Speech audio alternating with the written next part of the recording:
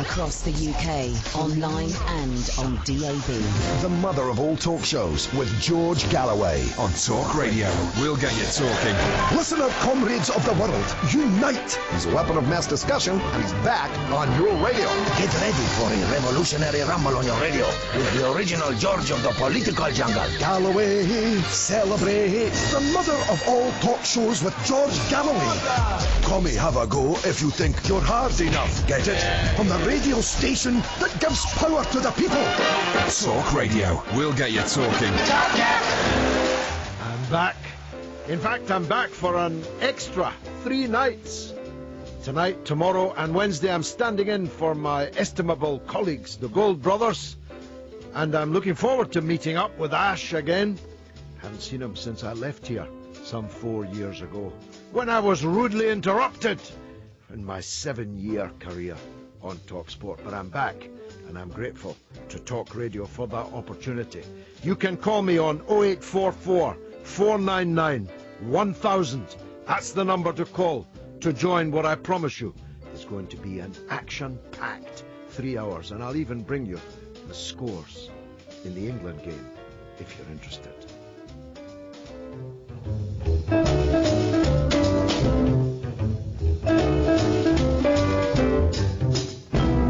Listener comrades of the world, unite!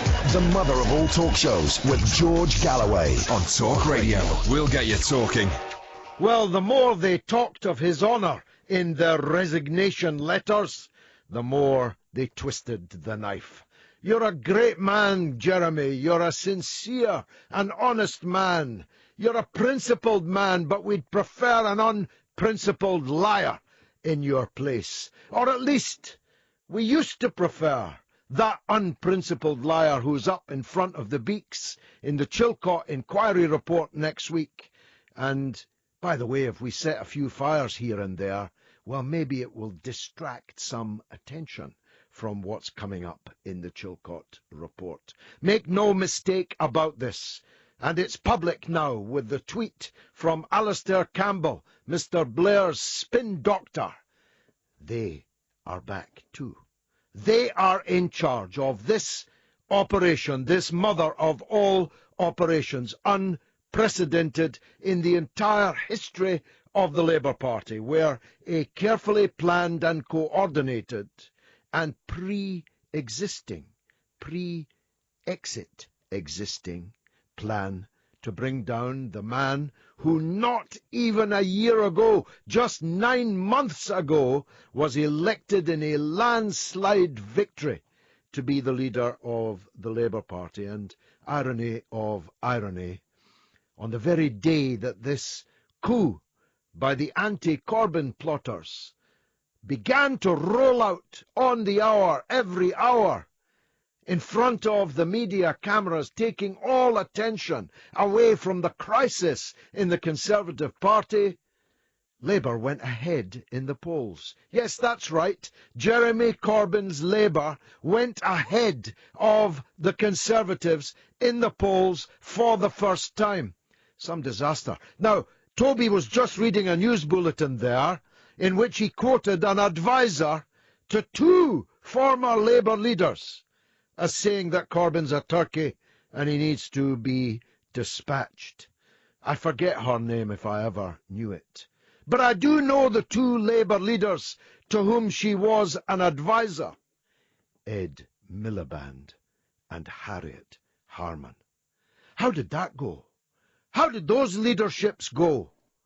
Were they a great success? Are we supposed to wish the Labour Party to emulate the leaders, Ed Miliband and Harriet Harman? You couldn't make this up. They're attacking Corbyn for the fact that 40% of Labour voters voted to leave the EU, when they are MPs for constituencies where in one case 70% of the voters voted to leave the EU. So if that's Jeremy's fault, whose fault is it when a Labour MP can count on only 30% of the voters in their own constituencies? The people, the working class people, 2/3 of all tenants, 2/3 of all council house tenants, 2/3 of all housing association tenants voted to leave the EU. Not because Jeremy Corbyn didn't persuade them enough of the wonders of the EU, but because they already knew that there were no wonders. They already knew there was nothing in it for them. They'd had 40 years in the EU, and they were unpersuaded that it was going to get any better.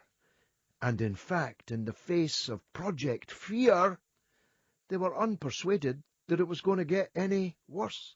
Maybe it will, maybe it won't get worse. In the short term, the medium term, maybe the long term, maybe. But the people who have not voted leave, and the people who have voted to remain. That is the fundamental dichotomy in all the analysis of the EU referendum result. If you had money for the espresso macchiato served by a cheaply paid Romanian waitress, if you had money to hire a cheap Bulgarian nanny, if you had the money to hire a cheap Polish cleaner, well, you're all for the EU. But if you don't have a nanny or a cleaner, and you don't drink espresso macchiato, things looked rather different. And Jeremy Corbyn is not Jesus. He could not, even though his initials are JC, he's not Jesus. He could not persuade the unpersuadable about something that was unsustainable and untenable. That's my take, but I want to hear yours on 0844 499 1000. You can also email me via the website at talkradio.co.uk. You can also text me. Text talk, and your message to 87222. That's 25p, by the way, plus normal sending charges. You can tweet us at Talk Radio and at George Galloway. Now, we've got some tasty guests, I must say, coming up in the course of the next 3 hours. And the tastiest of them, and he may not be to your taste, as he isn't to mine, is Nigel Farage, the man without whom the show wouldn't be a show. We wouldn't have had a referendum if millions of people had not begun voting for him. He's the man to confound whom David Cameron called this referendum in the first place. Now, what's happening in the Conservative Party is very interesting, and I'm going to be talking to Nigel Farage about that. Because, a little bit to my surprise, it turns out that the Tory leaders of the official Leave campaign don't actually really want to leave at all. It was all just an inner party game for them. It was one half of the Bullingdon Club throwing bread rolls across the dining hall at the other half of the Bullingdon Club. It was a temporary bust-up between Etonian toffs. And now that to their surprise they won, well, they seem to me to be doing everything that they can to make sure that the exit from the failing collection of EU economies is as slow and as incomplete as it's possible to be. And so I'm going to ask Nigel, well, are we exiting or not? Are we leaving the European Union or not? What's going on the Tory benches? Now, before I came in, there was a discussion about the runners and riders, not just for the Labour leadership, to which we shall return, but the Conservative Party's leadership. I had thought that Boris Johnson was a shoe-in. I think I still do. But it does seem to be the case that for whatever reason, there are forces at work to stop Boris Johnson, just as on the Labour side there are many, many forces at work to bring down Jeremy Corbyn. We'll be looking at who will face Jeremy Corbyn in the Labour leadership election, which seems now inevitable, and we'll be looking at who faces Boris Johnson in the Tory party contest, which has actually formally begun. They have to register, I think, by Thursday that they are candidates, and then we're off and running. Tally-ho, chaps! It'll be one toff or another in a red coat on top of a charger, blowing their trumpets, and the very old and very small Conservative Party leadership in the country will get to decide, therefore, who is our next Prime Minister, but not for long, I believe. I said it here on Friday night, let me say it again. It is unconscionable, unacceptable, democratically untenable for an unelected Prime Minister to conduct the crucial negotiations over the next 2 years on the terms, if we leave, of how we leave and what we leave with and to. The new Tory leader will have to go to the country, and moreover, especially as Labour has chosen this minute to tear itself apart, they'd be fools not to. Now, some people still think that we've got a fixed-term Parliament. We don't. We've got a fixed-term Parliament unless Parliament decides otherwise. So, if the new Tory leader says, I insist on putting myself before the electorate, what's Labour going to do? Say no. We don't want an election. We don't want the chance to vote you out. Of course they won't, because they can't. So, we'll have another general election this year. So when I argued that a vote to leave the European Union would disrupt the ruling elites, I had no idea that that disruption would be so great and would be so quickly, swiftly apparent. We'll be talking to someone from Momentum who have turned out thousands of people, I think, in Parliament Square in a demonstration in support of Jeremy Corbyn. We'll be talking to the venerable political editor of the Press Association, Andrew Woodcock, to get a dispassionate view, because mine is a clearly very passionate one. And I want to hear a dispassionate look from Andrew at where we are. And if we have chance, we'll look at the American election too. I had hoped to do that last Friday. I hope to do it again tonight. But it might be that we're so preoccupied with what's going on in our own country that that just becomes impossible, maybe tomorrow night. I'm George Galloway. This is not the mother of all talk shows, but it will be kind of the mother of all talk shows. 0844 499 1000. That's the number to call. Cost 7 pence, 707 pence per minute plus the access charge. But we'll call you back, so it'll end up costing you virtually nothing. So that's 0844 499 1000. Please call me, because we're discussing the very biggest of issues. Now, I said earlier I wanted a dispassionate start, so let's hear from the venerable political editor of the even more venerable Press Association, Andrew Woodcock. Andrew, welcome to the show. They must have been thinking, those who mounted this coup against Jeremy Corbyn, that they would, by force of numbers and pressure and stage management, actually force him to stand down, because if it does go to a new election for the Labour leadership, Jeremy Corbyn's going to win again. And where will that leave the plotters?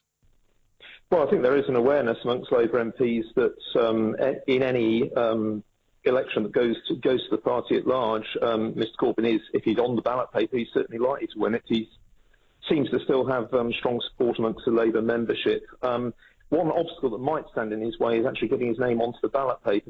There's some confusion as to whether he would be required to obtain the nominations. I think it's about 30 to 35 nominations of Labour MPs and MEPs to get his name onto the ballot paper. He insists that he should be on the ballot paper by right of being the incumbent leader. I'm there will be wrangles over that. I'd be surprised if they're able to keep him off. So, I would, as you say, I think the Labour MPs who have decided they no longer want Mr Corbyn as their leader, they've decided that they need the force of numbers to simply show that there's no sizable support from in the Parliamentary Labour Party, in the hope that he will simply say, my time's up, I'll give up and hand over to someone else. He's showing no sign at all of doing that at the moment. And I'm absolutely certain that he isn't going to do that. I mean, short of a bolt of lightning or the Islington omnibus knocking him over, he definitely is going to stick it out. Let me unpick that caveat that you made, if I may. I've seen legal advice from some of the most eminent counsel, which make it clear enough, as clear as legal advice can ever be, that the incumbent is on the ballot paper where there is an incumbent. If there's a new election, if the incumbent stands down, that's a different matter. But that when someone is contesting the election, the incumbent's name is automatically on the ballot paper. The matter would end in court if somebody tried to keep him off the ballot paper, and he'd have the tremendous advantage of the obvious injustice involved in challenging your leader but not allowing him to actually be on the ballot paper for the members to choose from. That would be a recipe not just for a big bill and a long show trial in the High Court, but it would be a recipe for a split, really, wouldn't it? Oh, I think yes, certainly. That any attempt to keep him off the ballot paper would raise the possibility of a legal fight, which would be terrible for the party. And I think possibly his opponents within the PLP are hoping that he will look at what they regard as being the good of the party over his own position, and they're hoping that, I think Jess Phillips in her resignation letter said, be the socialist you say you are and do the right thing. Now, for her, the right thing at this point is for him to stand down and allow someone else to take over. He clearly doesn't share that opinion. I think that the problem is that the rule book itself doesn't explicitly state that the incumbent gets onto the ballot paper, because presumably there was never any thought in anyone's mind that the incumbent would have a problem getting the nominations together. Indeed. As you say, I mean, it's certain to lead to appalling legal problems if there is a dispute over it. It's legally axiomatic, according to the advice that I have seen. But leave the legalities aside for a moment. Do you think that this could end in a formal split? You see, I've lived, although you're venerable, I'm older. I lived through the division in 1982 and the split from the SDP, or the SDP split from Labour. I think the plotters are mainly young and probably didn't live through, as adults, that horror story.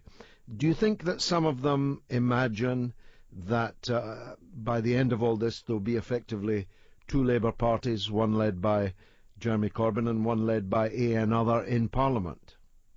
Well, one of the relatively junior members of the shadow team who stood down, Nick Thomas Simmons, explicitly in his resignation letter to Mr Corbyn, said, if you stay as leader, there is the danger of a split in the party. But to be honest, that's the first time I've seen someone openly discussing that. And speaking to Labour MPs, I don't get the impression that there's appetite for a division in the party and for two separate parties to actually exist, within the House of Commons.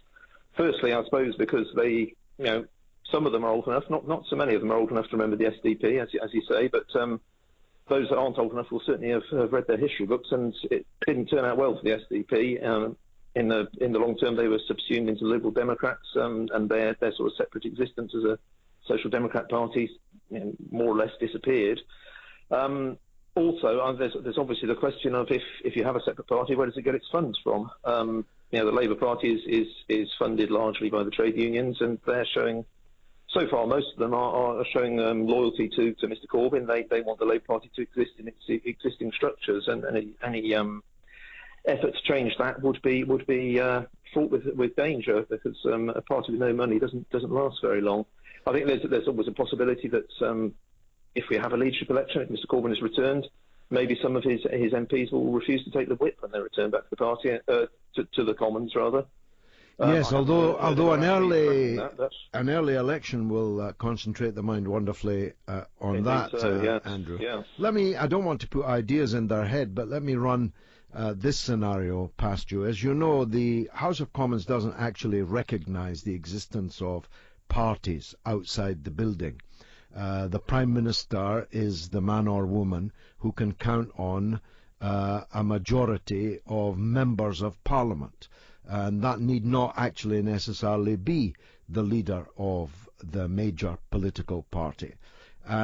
So if you had 200 rebel Labour MPs who formed themselves as a group seeking recognition from the Speaker and the House authorities as a parliamentary grouping, and thus claim the title of Leader of the Opposition, the Speaker would almost certainly grant that, because he can only go on the heads on the benches in the building.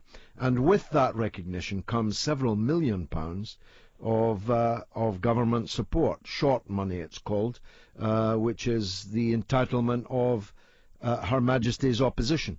So you could actually have, say, Dan Jarvis as the leader of that parliamentary group, and thus asking questions of the Prime Minister every Wednesday at PMQs, and in receipt of the short money. Well, it's a very intriguing idea. I'm sure that has crossed through the minds of some Labour MPs here, because it does seem to be moving towards a position where there will be more Labour MPs who have renounced their loyalty to Mr Corbyn than those who are still following his commands. And at that point, commands is the wrong word, his instructions, his whip, his position. His whip, yes, indeed. Well, take a punt, will you, on what the vote's going to be tomorrow. It's a secret ballot, I understand. How many do you think will vote no confidence in Jeremy Corbyn? I would guess that there will be a majority who will be voting no confidence, to be honest with you. Mm-hmm. I wouldn't like to put a number on it, but in a secret ballot, clearly MPs, speaking publicly, are always aware of the danger that their constituency parties might take unkindly to shows of disloyalty, and as always, deselection is something they worry about. In a secret ballot, that's not so much of a concern, obviously, and I would be surprised if he gets through it unscathed tomorrow. Andrew Woodcock, political editor of the PA, thank you very much indeed for joining us. Not at all.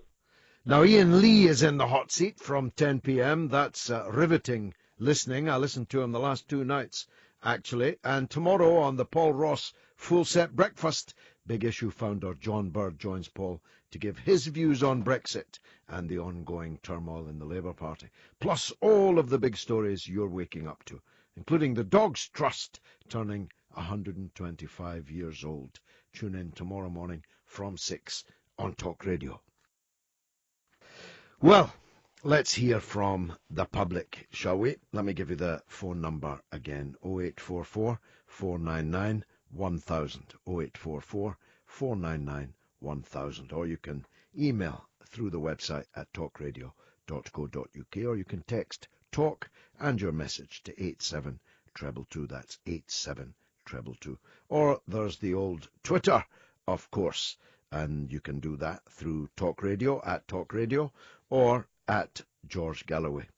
Let me see what we've got here.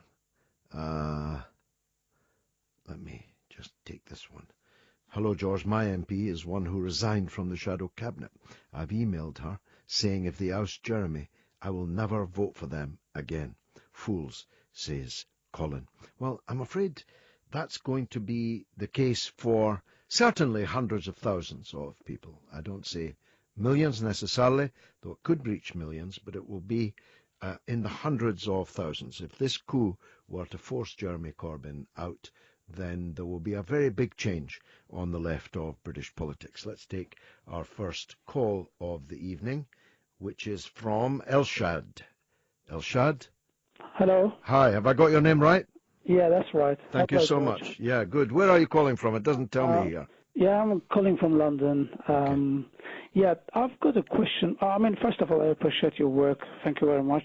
Welcome. You're doing a great job for UK citizens. Thank you. And my question is, I was just wondering, could this referendum be pre-planned? The reason I'm asking this, if Mr. Cameron was against this, why would he initiate the referendum in the first place? Because he had to manage a crisis inside the Conservative Party with the Brexiteers, the anti-EU forces, who are numerous. I think they're not a majority in the Parliamentary Conservative Party, but they're getting on for half. And perhaps just as importantly, he felt threatened from Nigel Farage and UKIP and their seeming rise at the expense of Conservative MPs. Now, that may have begun to shift as a paradigm as it became rather more clear that UKIP were doing better in Labour constituencies than they were doing in Conservative ones. But it was therefore for reasons of the interests of the Conservative Party rather than anything else that Cameron took this massive gamble. And the gamble has backfired very, very spectacularly. So I don't think you should think there's any great conspiracy in it. I'm afraid it belongs in the drawer marked cock-up rather than conspiracy. Yeah. Go ahead, Elshad. I think that could be a gamble, because Boris Johnson was backing the idea of coming out of EU. Yeah, so, though only at the last minute, Elshad. I mean, you may recall when Boris stepped out of his door that very portentous night when he made his declaration that he would lead the Leave campaign, it wasn't clear to the media waiting outside which side he was going to back. And for his column in the Daily Telegraph, I think it's accepted now, he had written two versions, one to be published if he decided to back Leave, and the other to be published if he decided to back Stay. So he was never actually all that certain about what he wanted to be the outcome. But he made his choice, and then he won, and now he doesn't seem to have that many ideas about what needs to happen next. Excellent. And, I was just a bit worried. When I went to, vote, why they did use a pencil? Because normally in these cases, you shouldn't use pencils, right? It's the first time I just experienced this type of voting.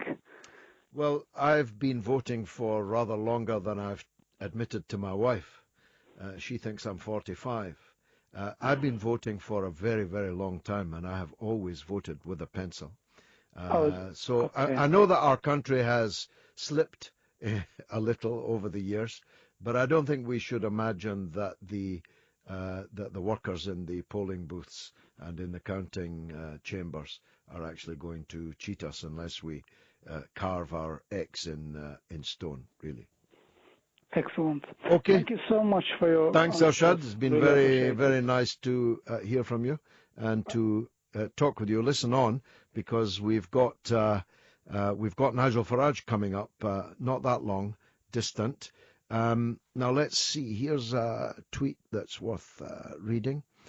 George, what was your position on Brexit, and how does it compare to Jeremy Corbyn and Farage? Well, I was for Lexit, not Brexit. I wanted to leave the European Union for left-wing reasons, for democratic reasons, for reasons of my detestation of the neoliberal economic model that is written into the constitution of the European Union because of what they did to Greece, because of the pro-bankers policy that is absolutely endemic inside the European Union, and because of its anti-democratic nature. You see, I really hate David Cameron, but we've got a chance to vote David Cameron out. As a matter of fact, he's now out. But if Johnson's the next PM, I won't like him any better. But I can actually go to the polls and vote him out. But I can never vote out the people who run the European Union. Herr Juncker and Mr. Tusk and all these other people who are making important decisions that influence and determine how our lives should be are entirely unelected and entirely unremovable. And that is just in principle completely unacceptable to me. Jeremy Corbyn's view was all of his life, and I've known him for 40 years, the same as mine. And both of us had the same view as the late and great Mr. Benn, who was our leader and our teacher. I don't mean Hilary Benn, of course. Now, he changed his view at the demand, I believe, of Hilary Benn. In order to please Hilary Benn, he decided to keep Hilary Benn in the position of Shadow Foreign Secretary and adopt his policy towards the EU. Both were a very considerable error of judgment on the part of Mr. Corbyn. And Mr. Benn has predictably repaid Jeremy Corbyn's loyalty with the stab in the back that he delivered in the early hours of Sunday morning. Well, as I said, Farage coming up, you can have your say, 0844 499 1000. That's 0844 499 1000. Yes, it's me, and my number is 0844 499 1000. You call us, we'll call you back. It'll cost you tuppence or so.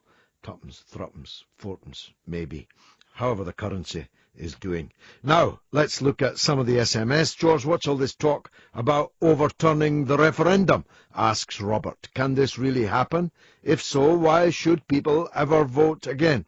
No, I think that died today in the House of Commons, Robert, when the Prime Minister made it clear that the decision had to be accepted. It doesn't matter how many people sign a petition or however many of them are in the Vatican City. I think the Vatican City has 800 residents, but 39,000 people giving their address as the Vatican City voted for a rerun of the British referendum. These petitions are not worth the paper they're not written on, and this petition cannot possibly trump a 17 million vote and a majority of 1.24 million votes. That would be a recipe for real problems in the country. So fret not, Robert. George Doran sent a message. After the disaster of the 2011 referendum that would have ended first past the post, where only a dozen constituencies voted yes, can those involved in this coup explain why the same rules didn't apply back then to Ed Miliband? Now, George, you're looking for a single standard. That doesn't often happen in politics. Now, I said earlier that there was a tremendous-looking rally going on in Parliament Square in support of Jeremy Corbyn, called by the Labour pressure group Momentum, which strongly supports Jeremy Corbyn. I'm not sure if the rally's still going on, but in any case, one of their spokespeople, Sam Tarry, is on the line now. Sam, welcome. Hi, George. How you doing? Yes, good, thanks. What was the turnout and what kind of people came and what happened? Well, I don't know if you can hear. It's still pretty noisy, so apologies for that. I mean, there's probably still at least 5,000 people here down in Parliament Square. That's a lot. McDonnell has just arrived, I assume, from the meeting with the Shadow Cabinet and with the PLP, and has probably come to announce what happened. And there's just a big boo, so I'm assuming that's probably not good news. But I think at the end of the day, we weren't necessarily expecting that the Parliamentary Labour Party were going to give a ringing endorsement to Jeremy tonight. I think that was fairly obvious, given the amount of resignations across the day.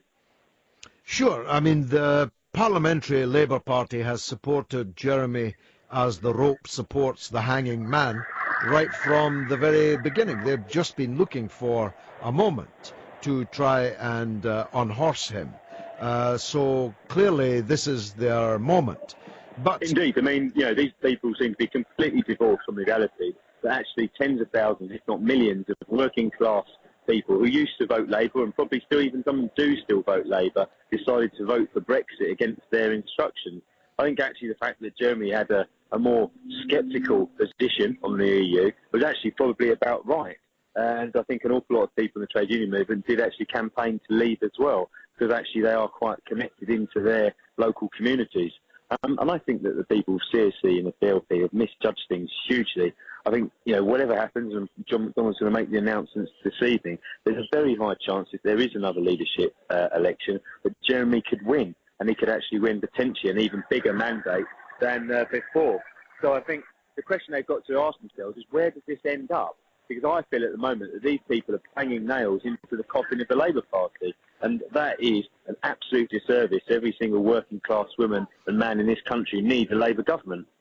Well, it can only end one of two ways, because they have clearly failed in their first objective, because whilst you've been speaking to me, John McDonnell has just told the rally that Jeremy Corbyn is not resigning, he's staying, and if necessary, he'll fight a leadership election.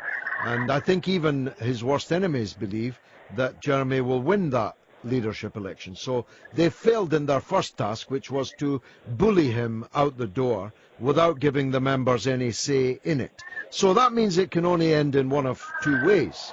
Either in the victory of Jeremy Corbyn again, and these opponents accepting that victory and stopping what they've been doing, or the departure of Jeremy's opposition from the Labour Party into some new centrist formation. What are people saying about these two alternatives down there in the square? Look, I think, I'm a trade unionist. I'm a member of the TSFA union, the GMB union. I think an awful lot of people realise the Labour Party is the party of organised labour, and Jeremy's brought into that party tens of thousands of young people, tens of thousands of people from minority backgrounds, and tens of thousands of people that left after the disastrous and illegal Iraq war. Unfortunately, many of these people actually were trying to oust him, are still responsible for to this day. And, no surprise, the Chilcot report is at last perhaps going to be finally revealed. I think it's a very difficult one. The Labour Party, if it's completely divided on the verge of a schism, is going to be not really fit to fight the next election. But the thing is, these Labour MPs who are gunning now in such a severe way for Jeremy and just not respecting the mandate of the members of the party, and actually what seems to me to be the vast majority of trade unionists and trade union leaders. And I think the only place it can end up is for actually people, some of these people, if Jeremy beats them again, having to really stand on a different platform. Because actually, if they're not representing Labour values, then what are they representing? So I certainly think that they're becoming more and divorced from actually the tough realities and the failures actually that were brought into those communities by all those years of a new Labour government that didn't fix the roof when the sun was shining. And now, because of that, the British people stood up, and many working class folk who felt so let down by all those years of government that we had and didn't actually get things sorted for them, and they said, you know what, two fingers up to you and the establishment, we're gone. And lo and behold, they have done it. Well, Alistair Campbell, the spin doctor to the aforementioned Tony Blair, has formally, publicly entered the list today. He has published his call to his MP, urging them to vote no confidence in Jeremy Corbyn. So if anyone was in any doubt about the Blair faction's role in all of this, they oughtn't to be in any doubt any longer. Now, as you rightly said, we're only days away from the long-awaited Chilcot report, which, according to the Independent newspaper this evening, is going to be brutal, and that Tony Blair is going to be savaged within it. So it's quite likely, isn't it, that at least some of these plotters are setting fires everywhere in order to distract attention from what's about to happen in the Chilcot Inquiry report. It was certainly interesting, wasn't it, that Mandelson and co were cropping up as the first tranche of people on the news in the days after that Brexit result and the hours after that Brexit result to actually obviously have a dig, not at the Tories and not at Farage and all the awful campaigning that went on in that election, but just straight away to have a go at Jeremy, quite clearly saying about what their priorities were about. I think there were an awful lot of people that realised actually that toxic legacy was the point really that for many, the rot began. And actually it wasn't until Jeremy was elected leader of the Labour Party that many tens of thousands of people so unhappy and so dissatisfied by that illegal war, actually decided to rejoin the Labour Party and to get involved. I think that they are trying to distract from some of the serious issues because, look, let's be honest, I come from a working class community where I know that people are angry about immigration, but actually they're also angry about services being cut. They're angry about austerity. They're angry about so many things, about material concerns of their life day to day.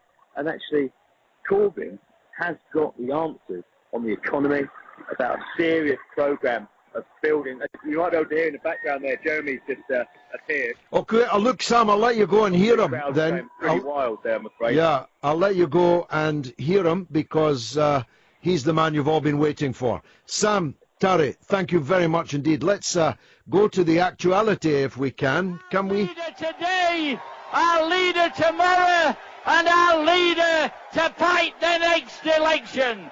Thank you very much.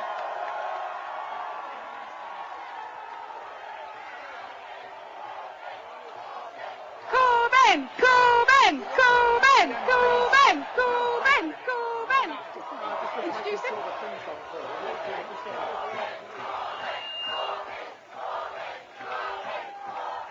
Well, here's the man we've all... Well, we're hearing... What a pity. But I think we might get him, yeah? Before the news, I hope so anyway. Jeremy's on the platform now with John McDonnell and various other trade union and labour figures. He was just talked about there by the legendary Dennis Skinner, the beast of Bolsover. And here's Jeremy now at the microphone. Can we hear him?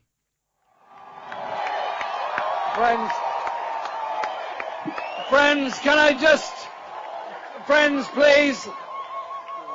Straight after we won the leadership election last year,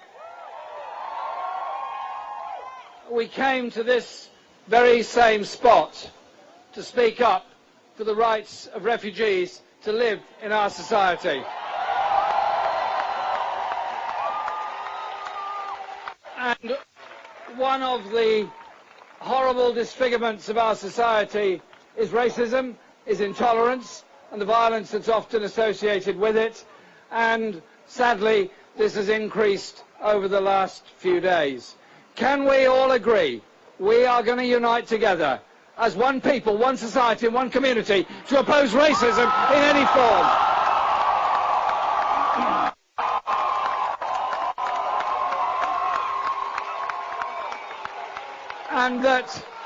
And recognise that the grotesque exploitation of workers in on zero-hours contracts in factories around, called Dennis Skinner quite brilliantly in the House of Commons a couple of weeks ago, shows that we don't need the blame culture, we need the unite culture of working together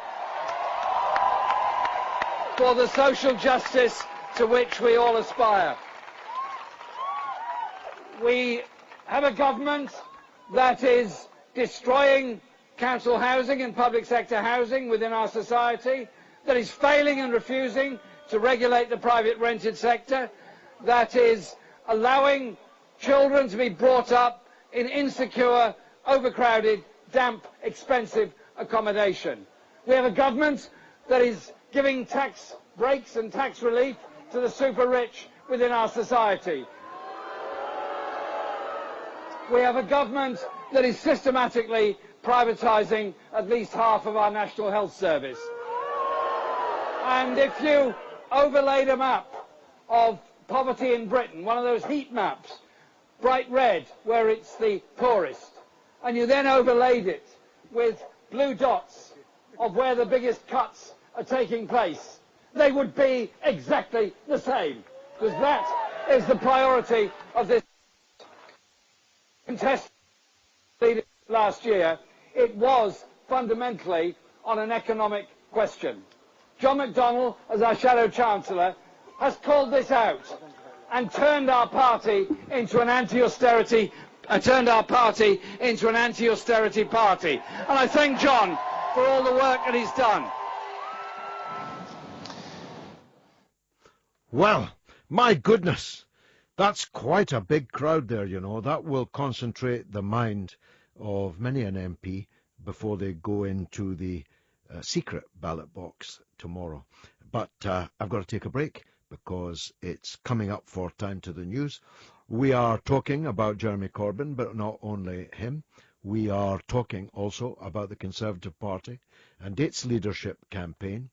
We're talking to Nigel Farage about the European referendum result and whether we really are going to leave the European Union or not, because one or two people seem to be having second thoughts, including the Tory lead campaigners. I'll be back after the news. Controversial conversation and cutting-edge current affairs comment with the notorious B-I-G-G. The mother of all talk shows with George Galloway on Talk Radio. Listen, this guy's a nightmare. He's not a great guy, folks. Was that really Donald Trump? It could have been. I'm George Galloway. I'm in for the Goulds tonight, tomorrow, and Wednesday, and then back with the mother of all talk shows on Friday. Now, listen, my old mate Jeremy Corbyn is still speaking in Parliament Square. I don't know about you, but I'd quite like to hear him. Wealthy majority, otherwise known as rolling back of the state and rolling back of the role of the community in the provision of services. I don't want to be somebody that says to young people, sorry, you're not going to have it as good as we did because the nation can't afford it, and sorry, your children, our grandchildren, are not going to have it as good as you are because the nation can't afford it. And we then cascade inequality and poverty and debt down the generations? Or are we to say that the brilliance of technology, the brilliance of science, the brilliance of engineering can, should and must be the tool and the opportunity for the redistribution of wealth, for the opportunities of equality,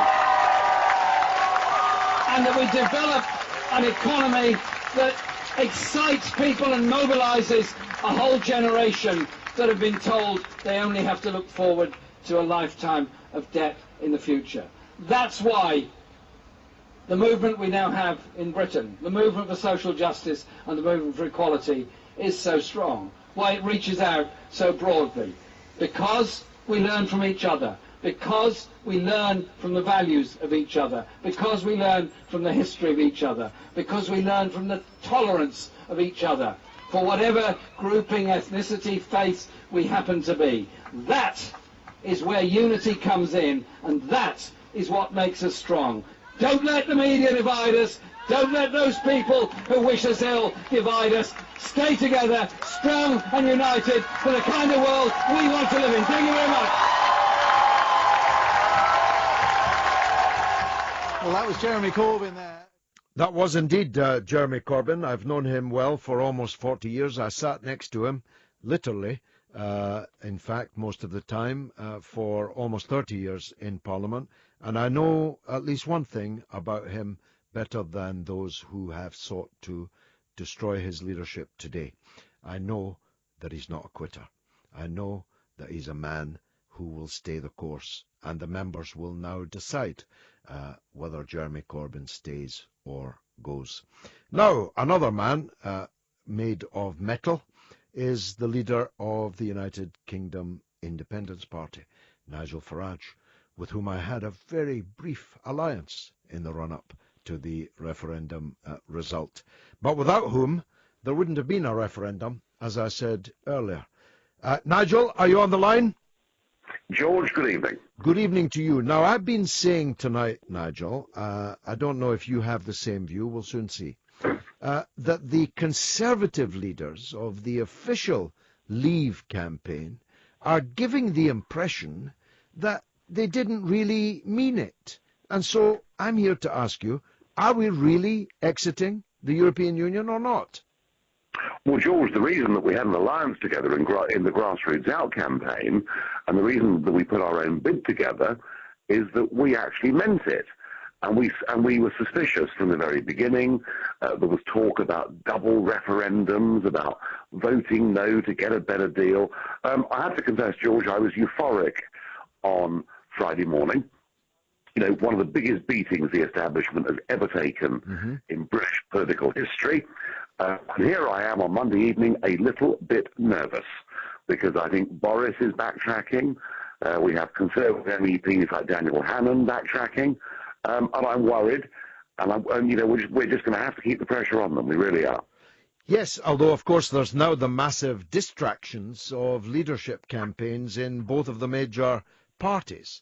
In fact, you and I are the only two political leaders in the land, it seems, that are not yet under leadership challenge. Although in your case, there's always a bit of a rumble. Nigel, what can we do to keep the pressure on? After all, you're not in Parliament, I'm not in Parliament. In a way, the establishment are still in charge of the process, even though the people delivered them quite a thrashing last Thursday. Yeah, I mean, look, the results caused turmoil. It's got rid of the Prime Minister. It's got rid of the British Commissioner. I'm even told Mr Juncker now, the head of the Commission, is under serious pressure, and Jeremy Corbyn's having a miserable time. So, things have been shaken up. The question is really back with the voters. If they're let down, then maybe at by-elections or the next general election, they will continue to vote against the establishment. I mean, the one big irony, George, in all of this is that if Jeremy Corbyn had spoken out for a leave vote, the Labour Party would now be in a great position with the British public. Indeed, if he had, or even if he'd taken the Harold Wilson line of saying, well, Labour members are free to speak their own mind, and here's my mind, it's the same as it's been for the last 45 years, then he would have been in a much stronger position. Because, of course, it's the Remainiacs that are now trying to destroy him because he didn't quite do a passionate enough job persuading people of the wonders of the EU. When, of course, Jesus, I know he's JC, but Jesus himself could not have persuaded the poor and the workless and the people under such pressure out there in post-industrial Britain, in the wasteland. Nobody could have persuaded them of the wonders of the European Union, because for them those wonders don't exist. No, and of course, this is the irony, isn't it, that this battle that is going on within Labour and the Labour parliamentarians, Blairite, many of them, of course, who want to replace Corbyn, don't seem to understand that even if they do, and we get another Remainiac, as you call them, actually Labour's electoral prospects in many of those post-industrial parts of the North and the Midlands, and South Wales and Scotland for that matter, I tell you what, George, they look doomed to me. Well, I mean, there's a real danger and a real irony that many of the leading coup plotters are members of Parliament for constituencies that themselves voted overwhelmingly to leave. Yes, that's right. And I don't know, I've got a funny feeling about this. When people like Stephen Kinnock, people like David Lammy say we should ignore the will of the people in this referendum, just maybe at the next election they're going to be in for a huge shock, and maybe that seismic wave that we felt on Friday morning could continue for some years to come. Well, there's been a petition got up, of course, which isn't worth the paper it isn't written on, because it's an electronic petition. Turns out that 39,000 people living in Vatican City appended their names to it. But however many have signed it, the idea that you could get a petition to overturn the result of a referendum in which 33 million people voted, and we won by 1.25 million of a majority, I mean, this is maniac. This is re-maniac. Yeah, no, it is. And as I keep telling people, it was never supposed to be the best of three.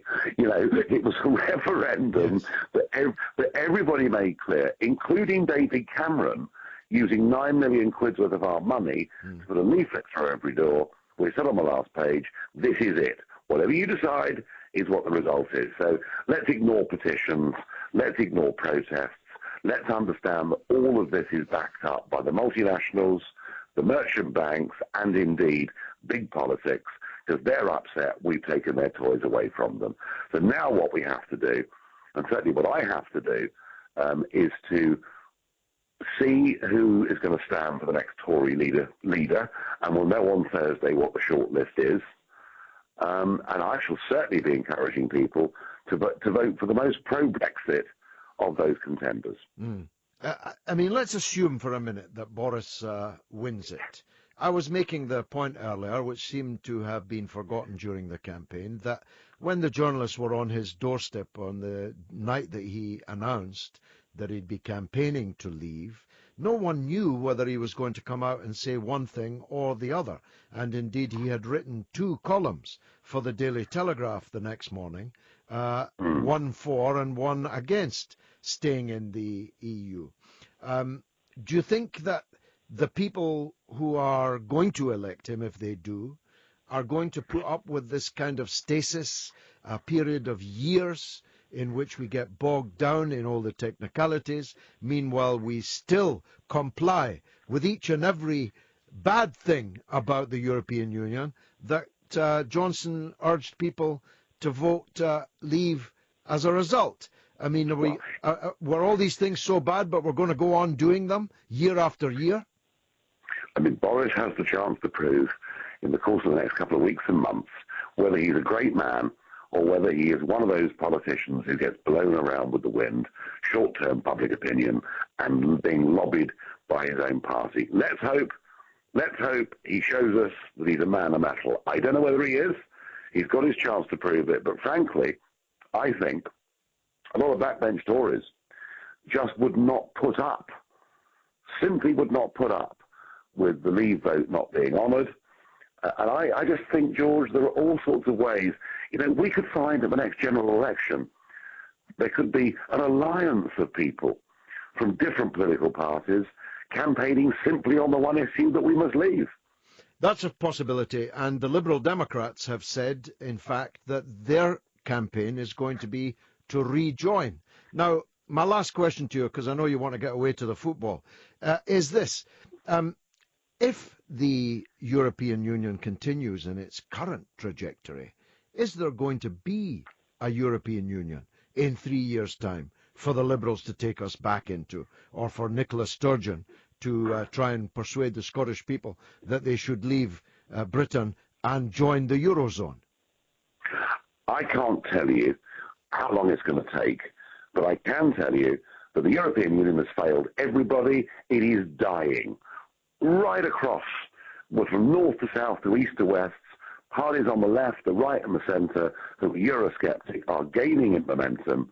And just as sure as we've scored this great victory, you know, for the ordinary people, the little people in the United Kingdom, there's more to come. And I anticipate referendums on leaving coming up in Denmark, the Netherlands and other countries. So either way, at some point in time, this project's dead. I just hope that we don't prolong the agony.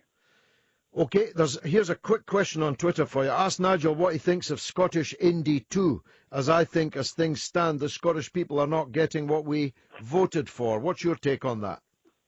I get a bit cheesed off with the use of this word independence. The United Kingdom last Thursday night voted for independence. If she has a second referendum, she's actually asking the Scots to vote against independence and effectively sign up as a province of a European state with the euro. We need to change the language in Scotland to get through to people that the SNP are perpetrating a massive, massive con on people. Nigel Farage, thank you very much indeed for joining us when England are struggling against the mighty Iceland on television at the same time. Many thanks indeed, the leader of UKIP, Nigel Farage. Now, well, let's recap on one or two of the things that Nigel Farage said. He concurred, in my view, though not as strongly, I think, as I feel it, that the current Tory runners and riders are actually one variant or another of people who actually didn't mean it when they campaigned for exit from the European Union. They have something else in mind. First of all, a long period of very detailed negotiation with the outcome something like Norway, where you are not actually in the European Union, you don't actually participate in the meetings of the European Union, but you continue to pay them the money, and you continue to follow all of their rules, including the rules on free movement of labour.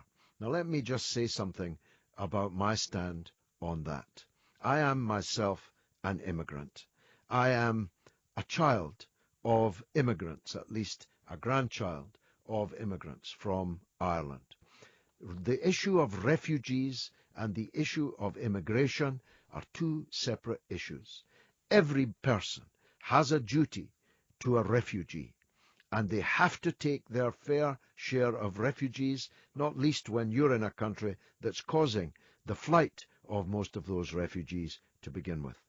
But every country, every state, has the right to control the numbers of people who are coming into their country to join the labour market.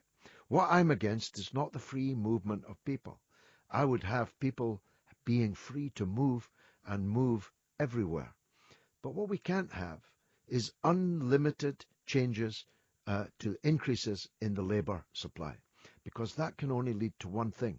If you have an unlimited number of people with the right to come and work in your country, that can only drive down the wages of those of whatever colour who are working here, can only mean more competition for work for the workers already living here.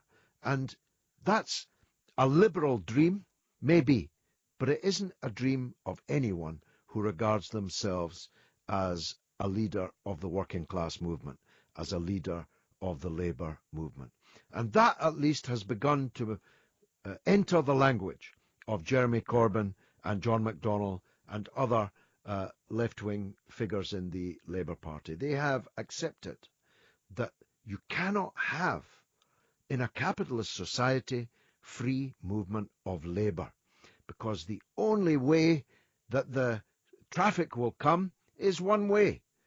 The people who are struggling in the poorest countries in Europe will come to join the labour market in the richest countries in Europe. Now, if you had the kind of government and the kind of society that I fight for, you would deal with that through legally buttressed trade union rights, a high minimum wage, legal requirement on employers to negotiate fairly with their workers and not to undercut their workers with cheaper labour, and a whole string of things that would mitigate what happens as a result of that increase in the supply of labour.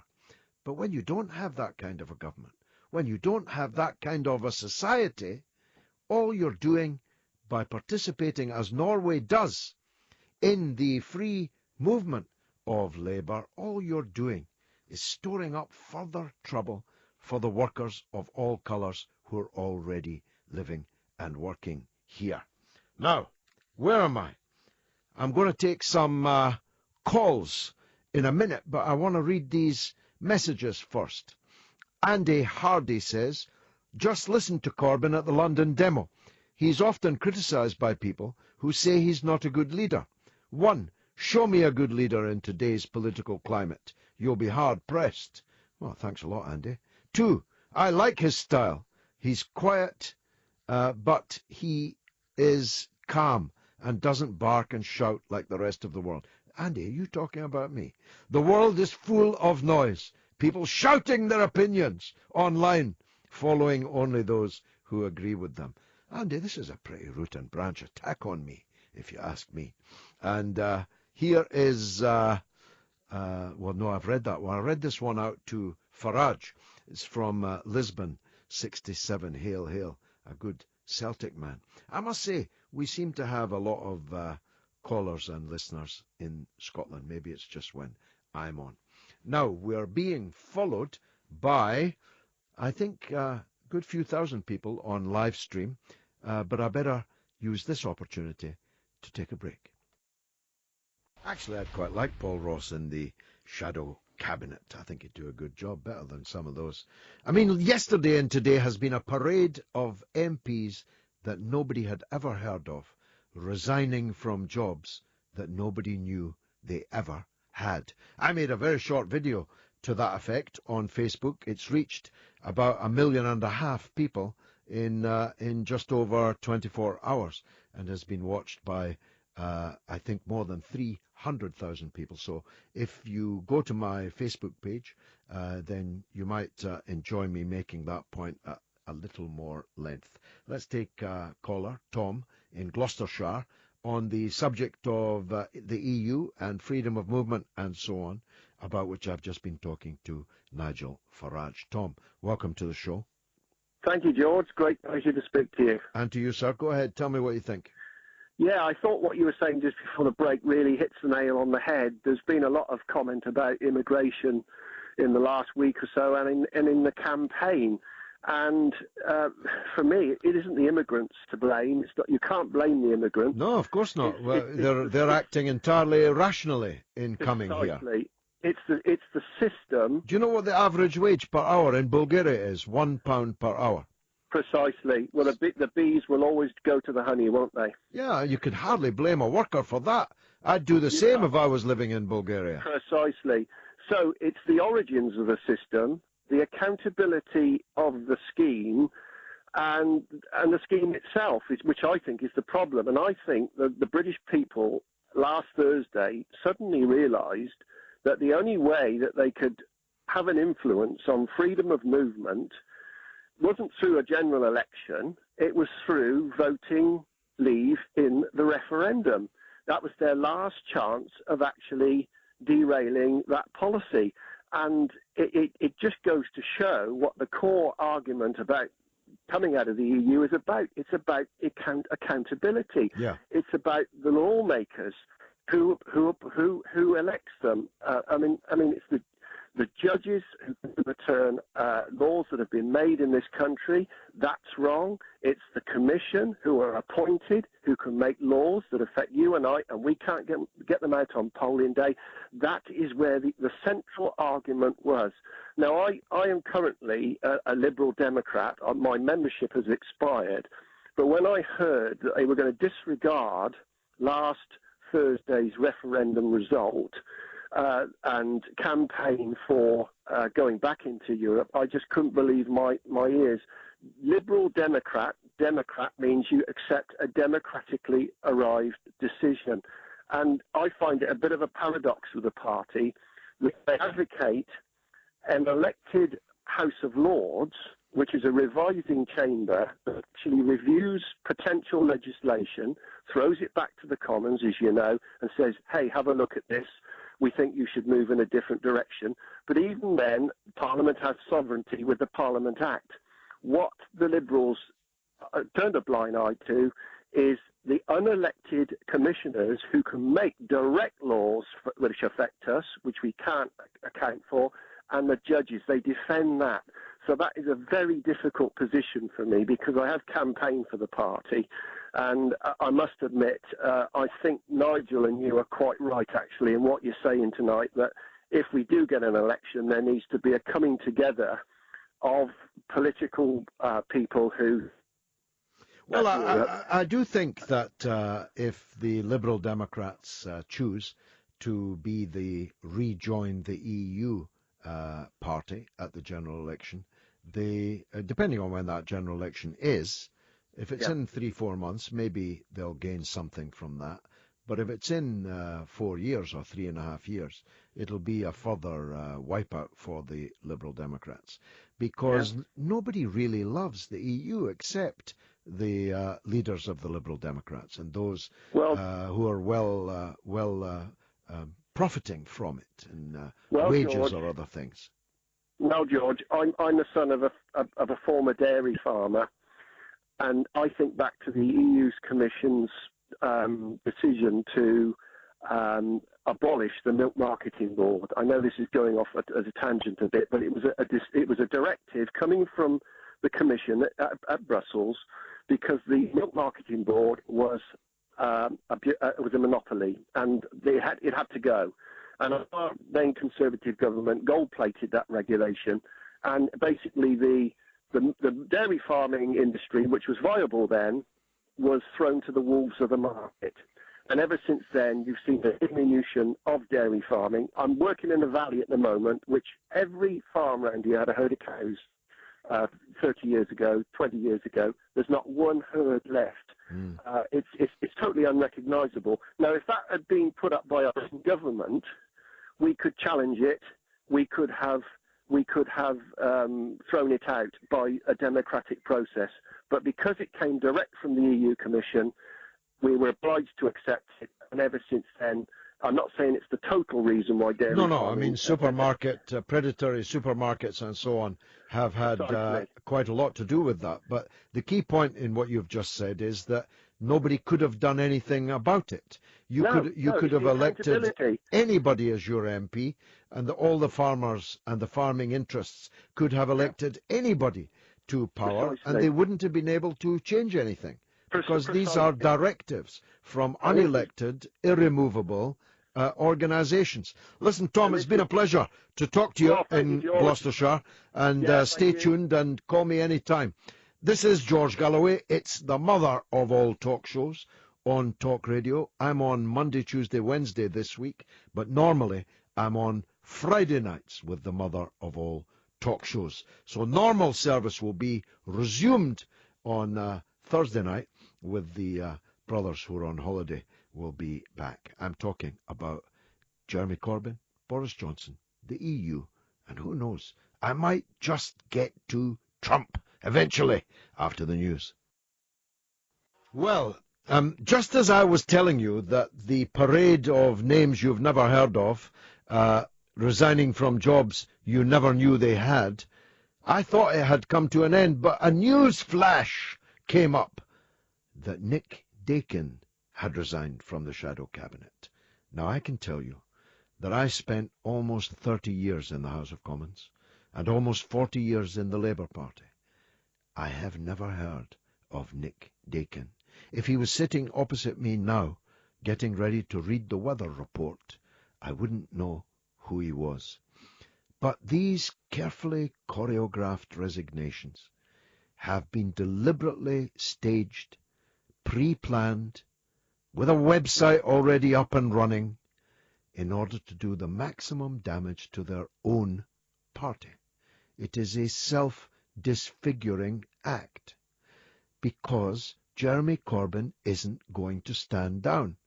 If they challenge him, he's going to fight them. If he fights them, he's going to defeat them. And then all they will have achieved is waste months of time in which their primary duty of defending the people that elected them will have been entirely abandoned and neglected. There have now been 35 resignations, 35, all but one or two of them of absolute non-entities. Listen, I just looked at the shadow cabinet of 1973.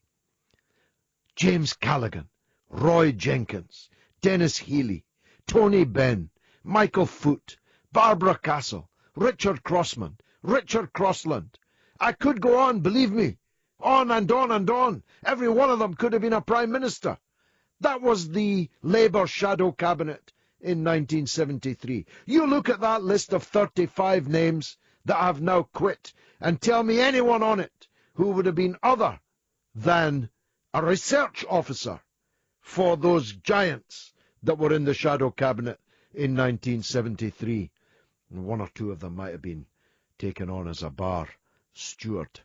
Martin O'Belnbine, I can't quite read it. Martin, anyway, says rumours of cross-party alliance filling the shadow cabinet. Caroline Lucas as shadow energy secretary. A can of worms. Is this possible? Likely. I hadn't heard that rumour, but it's a very, very good idea. If Caroline Lucas becomes the Labour Party's shadow energy secretary, I think that will be a very important and significant development. In fact, it was ridiculous that Labour stood in Brighton against Caroline Lucas, one of the most popular progressive people in the country. And who would have benefited from her defeat if it had happened? Of course, it didn't happen. So that's a rumour. that we're hearing, and I think it's quite an interesting one. Here's another from Jordan. George, I love the show. I think if Corbyn was to be replaced in the Labour Party with someone who was heavily in the Remain camp, for example, Alan Johnson or Hilary Benn, then the North is left to UKIP. Just wondered your thoughts on this. That's from Jordan in Ramsgate. Well, I think it's a very shrewd observation, and I don't think just in the North. I think if Nigel Farage has a dream, it is that the next leader of the Labour Party is a Remainiac, all gung-ho for the European Union, maybe even prepared to play footsie with the possibility of denying the electorate's decision in the referendum, maybe even someone who wants a second referendum on this matter. If Labour chose someone other than Corbyn, and that's the kind of political line that they had, then Labour would be committing electoral suicide, and Nigel Farage would be overwhelmingly the gainer from it. David Fowler says, I voted Leave. I just hope the UK Parliament will stop Nicola keeping us, Scotland, in the EU. That's David in Glasgow, and he's absolutely correct about that. And let me just roll out some thoughts on that. First of all, 1.25 million people in Scotland, despite the fact that every single political party, everyone, was campaigning for a Remain vote, 1.25 million people in Scotland voted Leave. And by the way, 36% of SNP voters voted Leave, which is roughly the statistic of Labour voters who voted Leave in the election. But instead of anyone calling for Nicola Sturgeon to resign, she's being hailed as the all-conquering hero. Now, Nicola Sturgeon, if she calls Indy Ref 2, then she has a double dunt to pull off. She has to persuade the Scottish people, just a couple of years after they decided otherwise, to leave Britain, a union that they can elect and unelect, and join a European Union that they don't elect and cannot unelect. But more importantly, as is now accepted by them, an independent Scotland applying to join the EU would have to accept the criteria that independent Scotland, if it was allowed into the EU, would have to join the Eurozone. How's that going, Nicola? How's the Eurozone going? You're going to persuade people to pull out of Britain and join the EU and join the Eurozone, and you're going to call it independence? What kind of independence will you be enjoying under the absolute domination of the European Central Bank in all fiscal and economic matters? Now, I think that's quite a big ask. And by the way, there was an opinion poll today which said that only 46% of people in Scotland want a second referendum. So 54% at this point in time, before the argument has even really begun, don't want a second referendum. So you've got a triple lock here. You've got 3 hurdles to get over. You've got to persuade people that so soon after the last one, you want to have another Indy Ref. Secondly, you want to persuade them in that Indy Ref to leave England and Wales and team up with Slovenia and Slovakia, thousands of miles away, speaking a different language, with different economic interests, with a different culture, a different history. That's quite a big ask. And then thirdly, you tell them, and by the way, we won't be able to use the pound anymore. We'll have to join the euro. Well, I think that Scottish people are quite famously good with money. Scottish people are quite smart with money. And I don't think it will be easy to persuade the Scots to join the euro, because they've all got eyes to see what it has achieved in Greece, in Spain, in Portugal, in Ireland, and elsewhere. He's a weapon of mass discussion, and he's back on your radio. The mother of all talk shows with George Galloway. On Talk Radio. We'll get you talking. Indeed we will. 0844 499 1000. That's the number to call me. Let me run through it again, because I know it's an unfamiliar number to those from the original mother of all talk shows, the University of the Airwaves. 0844 499 1000. You call us and we'll call you right back. You can also email via the website at talkradio.co.uk, or you can text talk and then your message to 87222. That would cost you 25 pence plus normal sending charges. Or you can tweet at Talk Radio or at George Galloway. And you can even follow us on our Facebook, where on Facebook and on Periscope this show is being live streamed. I hope you're enjoying it. Hope it's worthwhile, and I salute you for your perseverance. And I'm looking up at the most unlikely score I think I have ever seen.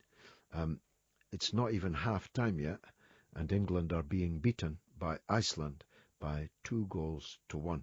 And as I've glanced at it from time to time, it could actually have been 6-6, and it's not even half time yet. So let me give you that number again, 0844 499 1000. Now, in the early hours of the morning, on Sunday morning, when I became aware of the Hilary Benn mutiny, which led to Jeremy Corbyn dismissing him when he admitted that he had been ringing round the shadow cabinet and organising a mass resignation. I described it as a Ramsay MacDonald moment. Ramsay MacDonald was the #1 traitor in Labour history. It was said, though he had been a very popular leader of the Labour Party, that when he crossed the floor and effectively joined the Tories in a national government, that Labour people all over the country turned his photograph to face the wall. I suspect that something like that will be the fate of Hilary Benn. But I might be wrong, and I'm deferring to a man who knows even more about history than me. He is Professor of Political History at the University of Nottingham, Professor Stephen Fielding. Professor Stephen, thanks for joining us. Thanks for the build-up, yes. Tell me this, is this unprecedented in Labour history? 35 or 36 resignations of front bench people in order to force a leader out? It's unprecedented in the scale, obviously, and it's unprecedented in the protracted nature of it. But of course, many Labour leaders, particularly those in government, have faced not dissimilar discontents within their shadow or their cabinets. Tony Blair had a bit of a problem, and Tom Watson was involved in trying to get him out in favour of Gordon Brown, of course. So this is not unusual, but the scale of it within that group of MPs is, and of course the other unprecedented element is the role of the members in the country, and the disparity between, or the apparent disparity between the MPs and what they think and what, at least what we think until recently, what many members think about the leader. That's a good point, because when I was first active in Labour politics in the very early 1970s, the MPs were in complete command of their destiny. The members didn't have a vote. Members of Parliament did not have to be subject to reselection. The leader of the party could be elected in an afternoon, because it all took place within the Palace of Westminster in a committee room. People went in. Indeed, I even recall the election in 1963 of Harold Wilson. I was very young, yes, but I remember my parents hanging on every word on the television on it. But that all changed. Just explain, if you would, to the listeners when that changed and as a result of what it changed. Well, yes, you're absolutely right. Up until 1981, I think I'm right in saying, you are. The leader of the party was exclusively elected by MPs, And as a consequence of pressure from the Campaign for Labour Party Democracy, that is with us still, and others, we got a leadership college in which the AMPs had, I think it was 40%. The members, I think, had 30, and the trade unions had 30.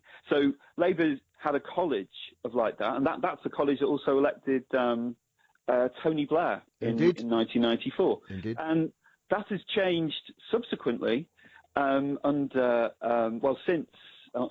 it was Ed Miliband who was the first one to be elected in a slightly different manner, and of course that's been slightly tweaked with the election, or prior to the election of Jeremy Corbyn, in which initially MPs are the ones that decide, who's to be nominated, and then whoever's nominated by, now I think it's 35 MPs and MEPs, and then they put those candidates to be decided by the members. So that's where we are now. That's how Jeremy Corbyn got elected, because of course, although he couldn't get the requisite number of genuine supporters, there were some that thought the left needed a place in the leadership election, even though they didn't think Corbyn had any chance of winning, and so nominated him. So yeah, this is a situation, and it is a unique one, because it has clearly put the MPs, the majority of MPs, against the majority of members over the merits of the leader. And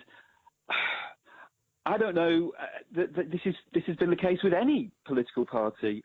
Maybe we'll get it when if Boris Johnson becomes leader, because there's a lot of Conservative MPs who don't like him. Well, it's a good point. It's a very good point you make, Professor, because look at this potential scenario, that the members of the Tory party in the country are itching to vote for the blonde one, but the MPs who choose the shortlist of two, what about if they didn't put him on the shortlist? That would be quite a party. That would be, but I think he's going to get on the shortlist. I think that of which we're certain, but certainly a lot of MPs will have very serious misgivings about Boris Johnson.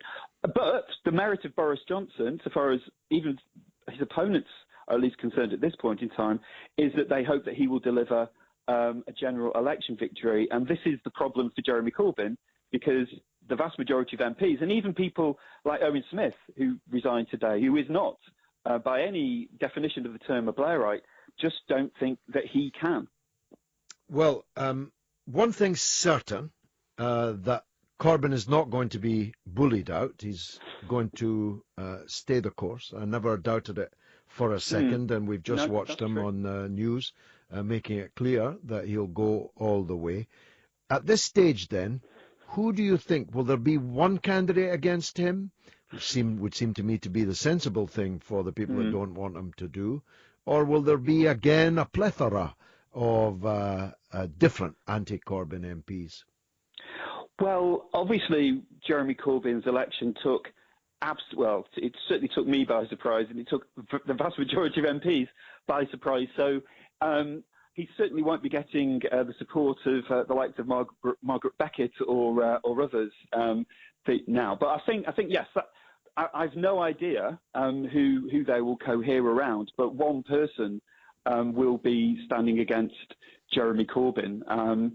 I imagine there have been talks about who this person is, but I don't know who that would be. But yes, but their hope would be that Jeremy Corbyn doesn't get on the ballot.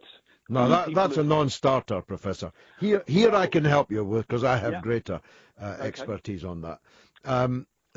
The incumbent is automatically on the ballot paper. There is a very expensive Queen's Counsel opinion to that effect, and it's backed by other QCs. Quite apart from being a democratic outrage if by such a device the actual leader, 1 year elected, was kept off a ballot by such a manoeuvre. That would be a recipe for very serious split.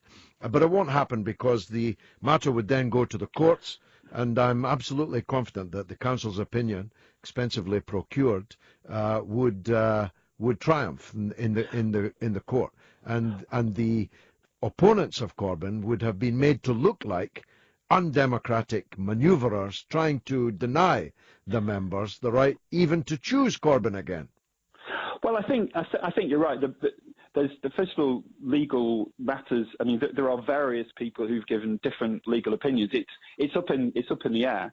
But if it goes to the courts, maybe the NEC decides, and again that's still up in the air. But I think, if you're talking about the long-term future of the Labour Party, then Jeremy Corbyn probably should be on the ballot. But then it makes it even more important who that person who is opposing Corbyn, who that person is. And I can't think of anybody off the top of my head, or even having thought about it for some time, who would be a credible alternative, given the kinds of people who are Labour members. And at least the last time they were asked by an opinion poll organisation, and of course we know how accurate they can be, but he'd actually increased in support earlier this year compared to when he was elected. So the act of the MPs is one of, I think, desperation, more than a coup, and which I don't agree with the term. It's all constitutional.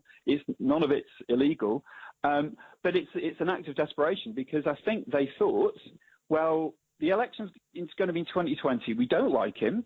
We'd like to get rid of him, but we're just going to let the next few years show that Jeremy Corbyn can't win, and that might persuade some members to change their mind. And that gave them a few years. But the whole referendum vote, the prospect of an election in October, and I think they've decided, rather than just sit in our seats, we need to do something. But it has lots of risks, and you could still end up with Jeremy Corbyn as Labour leader.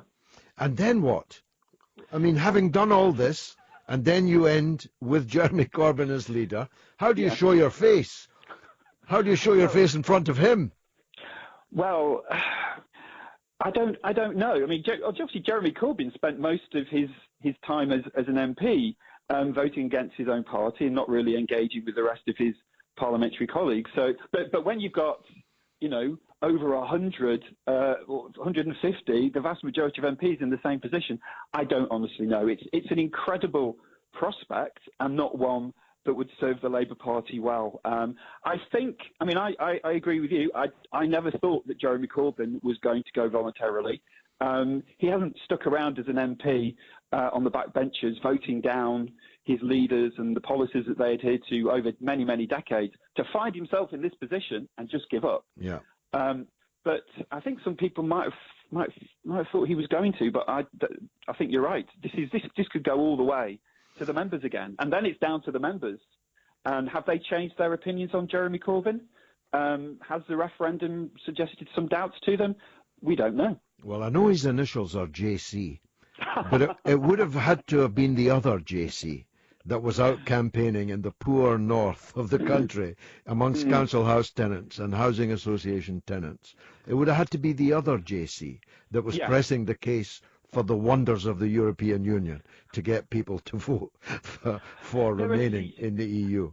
Absolutely, there are some severe limitations on the ability of anyone to have pulled that one around. But I think, the people who have resigned today and yesterday, they're a mixed bag. They're not all, however we define Blairites, and I think they've felt genuinely kind of betrayed by what they've seen and what they've heard about how Jeremy Corbyn pursued his side of the Remain campaign, and Alan Johnson, apparently at the parliamentary party meeting, he's of course no friend of Jeremy Corbyn to start with, but the leader of the Labour In campaign was apparently extremely angry about all the machinations and the lack of support, and even the attempt to undermine the Labour In campaign, not necessarily by Jeremy Corbyn, but by people around Jeremy Corbyn, and we know that means Seamus Mill and others. So I think there's some genuine anger that it was such a narrow result, and it was such an important defining decision, one way or the other. And the vast majority of MPs, and also many activists, I'm to declare myself, I'm a Labour member, and I've been out, canvassing and doing things for the In campaign. And I'm going to have to cut you off, but only for the news. Professor, it's been a pleasure talking to you. 0844 499 1000. That's the number to call me, George Galloway, on Talk Radio, on the mother of all talk shows. Only 60 minutes left to do so. Across the UK, online and on DAB. The mother of all talk shows with George Galloway. On Talk Radio, we'll get you talking. Listener comrades of the world, unite! He's a weapon of mass discussion, and he's back on your radio. Get ready for a revolutionary rumble on your radio with the original George of the political jungle. Galloway celebrates the mother of all talk shows with George Galloway. Come have a go if you think you're hard enough. Get it? On the radio station that gives power to the people. Talk Radio, we'll get you talking. Top Cat, and I'm back on Talk Radio. Normally every Friday night between 7 and 10, but this week standing in on Monday, Tuesday and Wednesday. But my number always remains the same, 0844 499 1000. That's the number to call if you want to agree or disagree with me. Come have a go if you think you're hard enough. Get it? The mother of all talk shows with George Galloway. On Talk Radio, we'll get you talking. Now, I've been struggling to get on to my next subject, which is the extraordinary political battle that has now opened in the United States, which I have followed in every close detail. I put my cards on the table. I very much hoped that Bernie Sanders would be the Democratic Party nominee. He shares many, actually, of the characteristics of Jeremy Corbyn, whom I also support in British politics. But Bernie, despite a magnificent fight and gaining many millions of votes in the primary season and raising many, many millions of dollars in small donations from ordinary people, didn't quite make it. The odds were stacked against him because of the anti-democratic nature of the Democratic Party's electoral system, the creation of so-called superdelegates who are really party grandees and placemen and women who support the establishment candidate. And that establishment candidate has emerged as the yet uncrowned but certain Democratic Party contender, Hillary Rodham Clinton, whom I must say I have a very, very low opinion of. But here's the rub. The Republicans have chosen Donald Trump. What's a man to do faced with that dichotomy? Hillary Clinton, Donald Trump, which one is the greater danger to the world?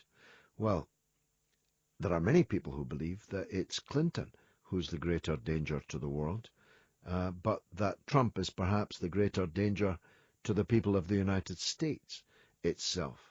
But that's not our job to decide. It's a matter for the American people. But if you asked me, I'd say vote for the Green Party candidate, Dr. Jill Stein. She's running. She's a third-party candidate. She's a person of the greatest integrity. But unfortunately, she's got no chance of winning. So let's hear from a man who knows better.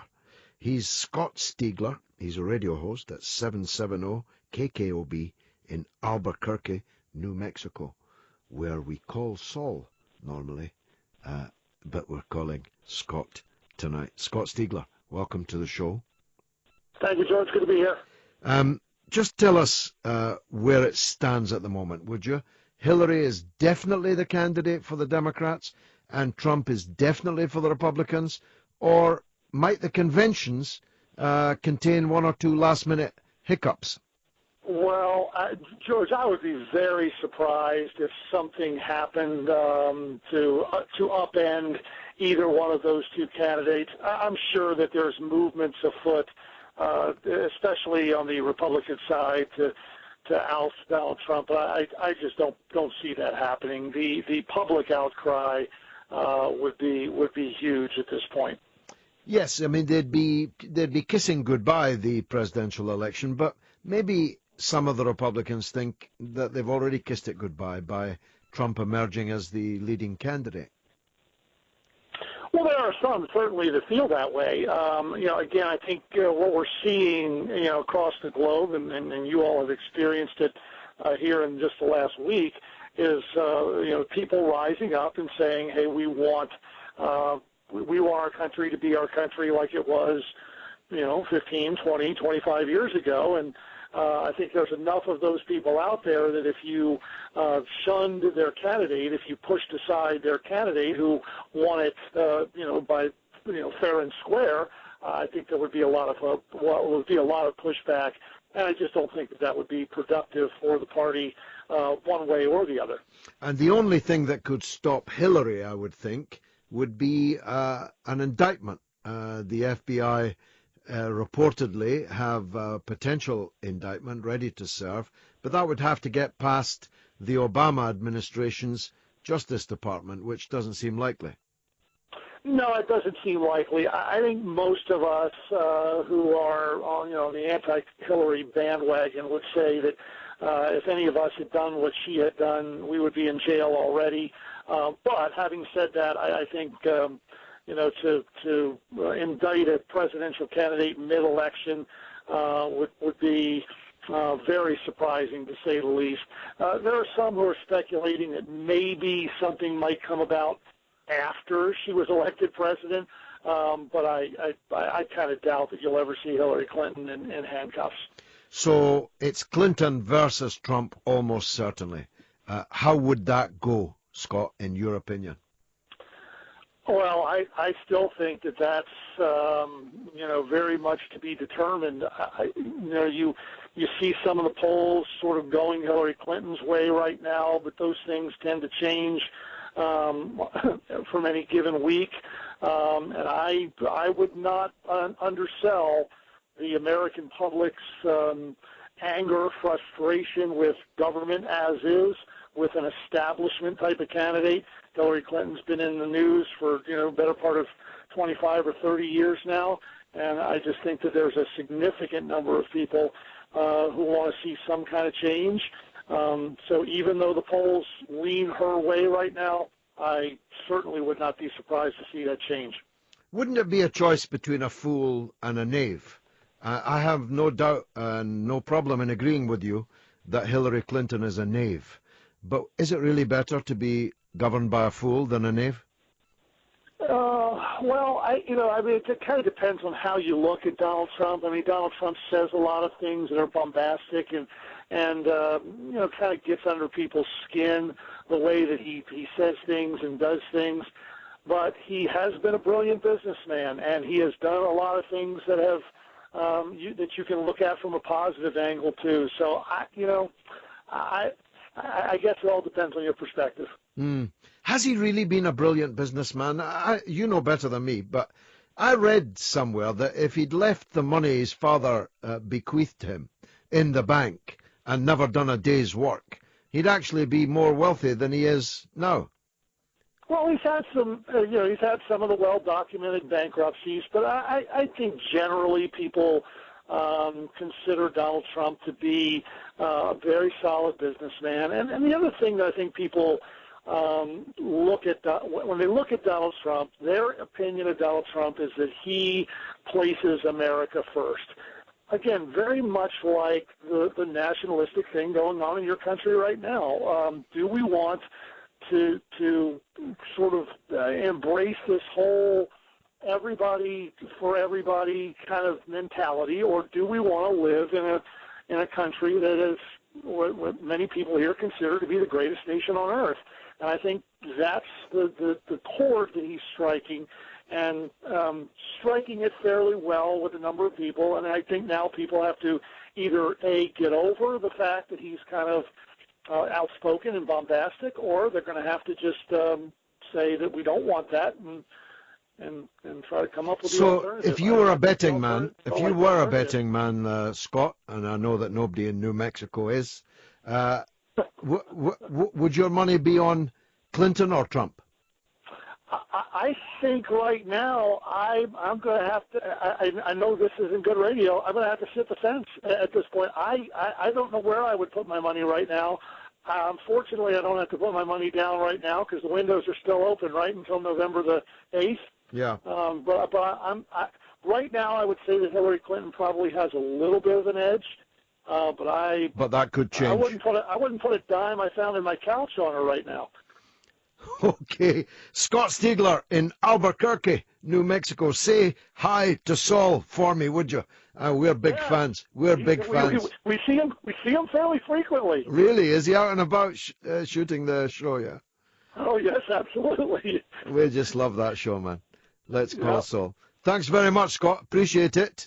You're welcome, George. That's Scott Stiegler, a host on 770 KKOB. Don't the radio stations have such wonderful names in the United States?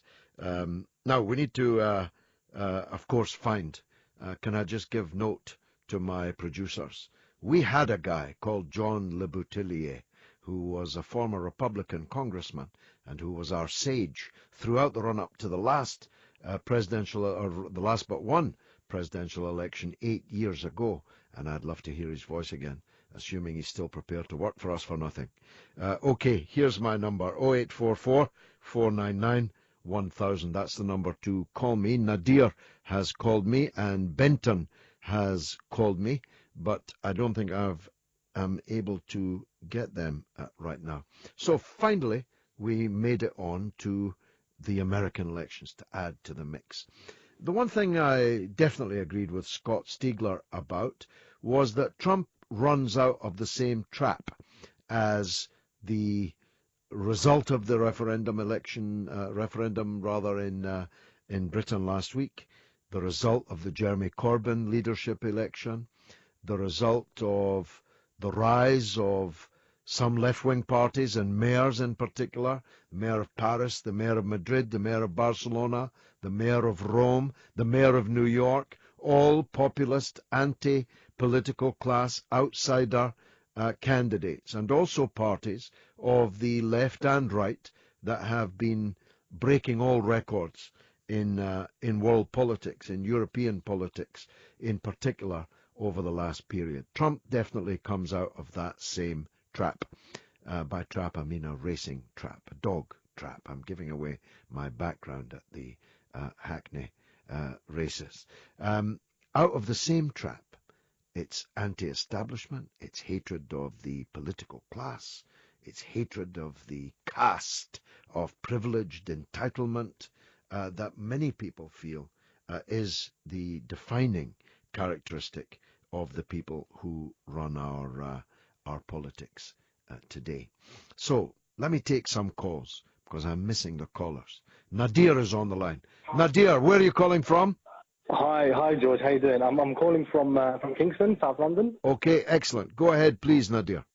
Nothing. I just wanted to first of all, how you doing? Everything. I'm good. I'm happy. I'm not broken-hearted by the Iceland result. If you get what I mean. I'm unfortunately watching it right now. Yeah, I get what you mean. I'm watching it right now. It's not looking too well, but I just wanted to just get in contact and just kind of discuss a couple of the obviously the sort of the post-Brexit issues. Yes. I mean, obviously, first of all, I'm obviously a British Muslim, and I'm I've been pretty much here all my life, but I'm obviously proud to be English.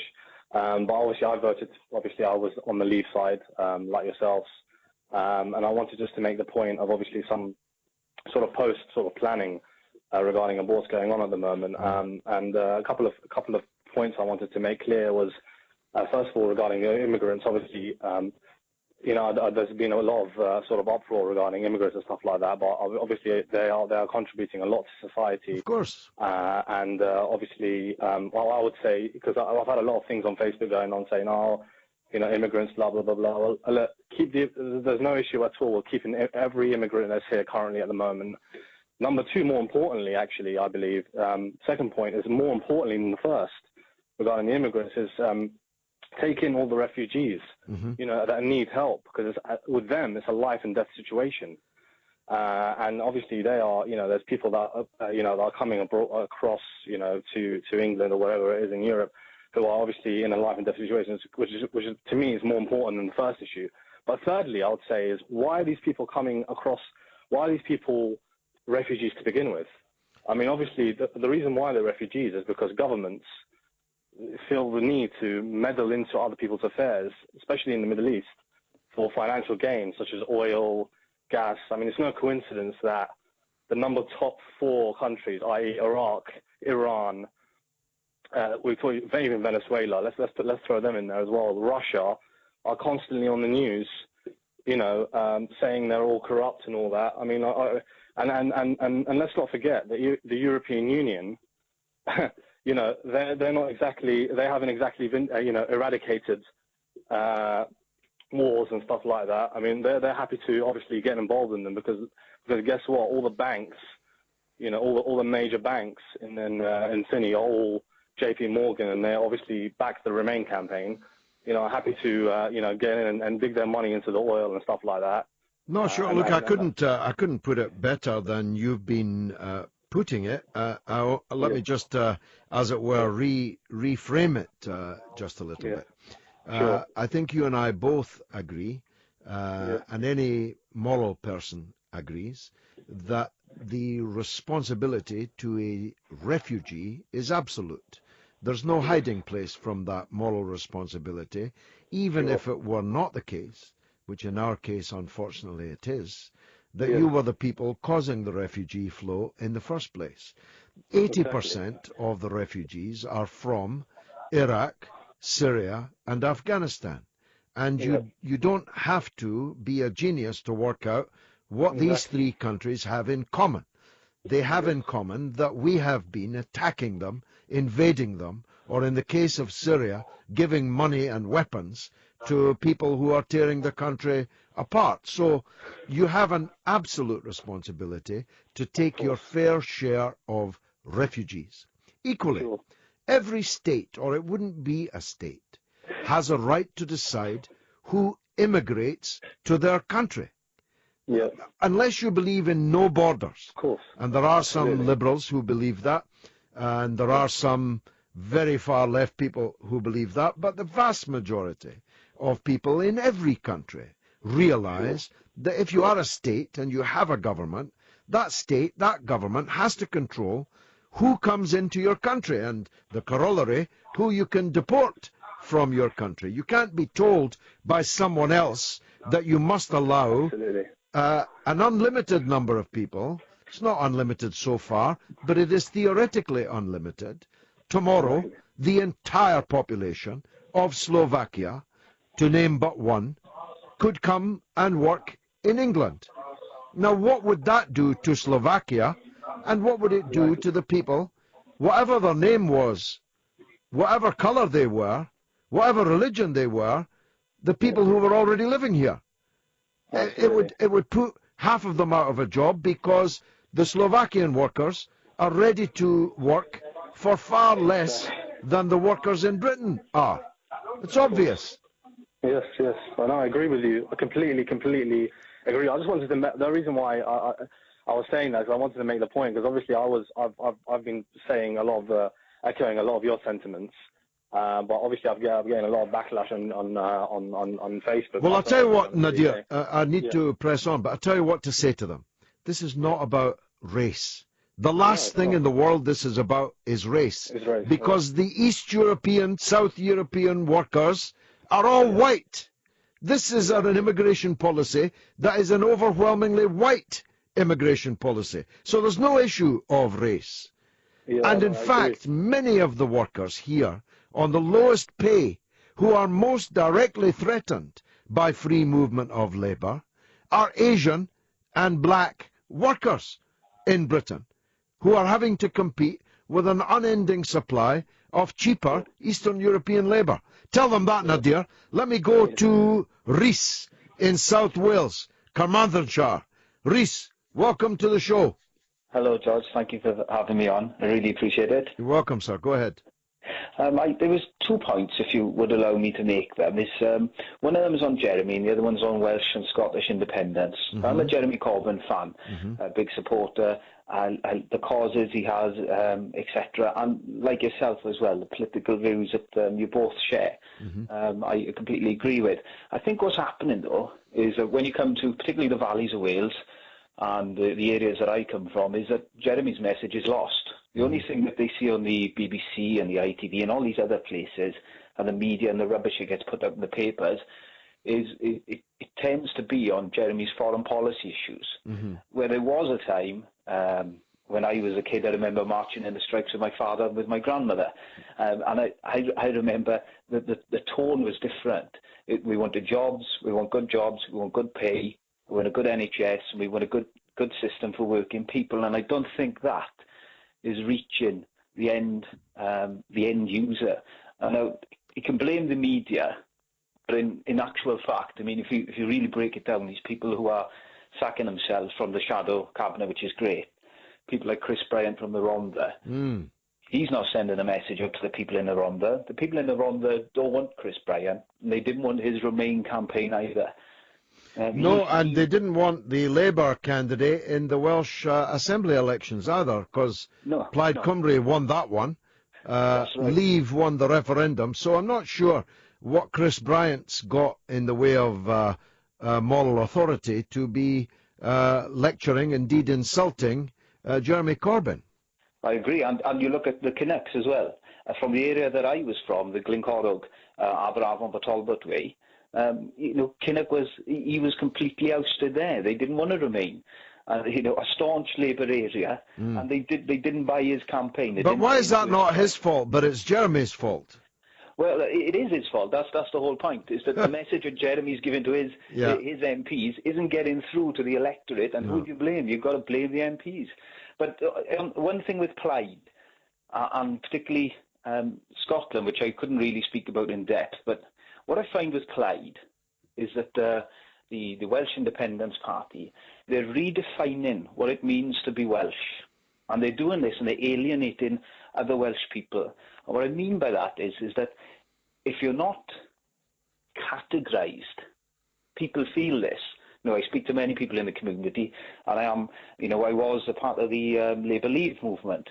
I would hand out flyers, etc. But what I find with Plaid is if you're not in their category, if you're not some people who don't speak Welsh, perhaps, and have born here, bred here, lived here, and have generations of family who come from here, they feel alienated by Plaid Cymru. I think they're redefining the boundaries of what it is to be Welsh. So they're forming this tribalism that's dividing parts of the country, and I think that's what's happening with Scotland as well. Well, to some extent, but the defining point was the Plaid support for Remain, which was very heavily defeated, including in places that they had just won seats in May in the Assembly elections. Listen, it's been a pleasure talking to you, Rhys. It's only because I've run out of time that I need to say goodbye. I'll take Alan in Birmingham right after this.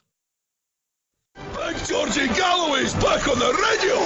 Galloway, celebrate! The mother of all talk shows with George Galloway on Talk Radio. That's me, and my number is 0844 499 1000. I need your calls. I'm going to talk now to Alan in Birmingham. Alan, welcome. I'm fine, but that's not a great line. Are you okay? No, we'll need to try and get back to Alan because that line ain't working. Carl says, George, after listening to JC speak, must say he ticks all my boxes, but unfortunately too many people are looking and not listening.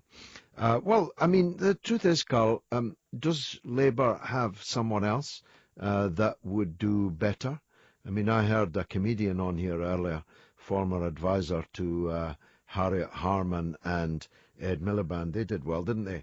And I heard her say that we need a candidate that can reconnect with the Northern Heartlands. And then she proceeded to name two possibilities, one of whom has never been heard of anywhere by anyone in the Northern Heartlands, and the other one from whom the Northern Heartlands would run a mile. Let's see if we've got a better line for Alan. Alan, you there, sir? Hip, hip, hip, George. I'm doing well. What is it? Oh, hip, hip, hip is from Ian Liso. It's all a secret we say for everyone to associate with the show.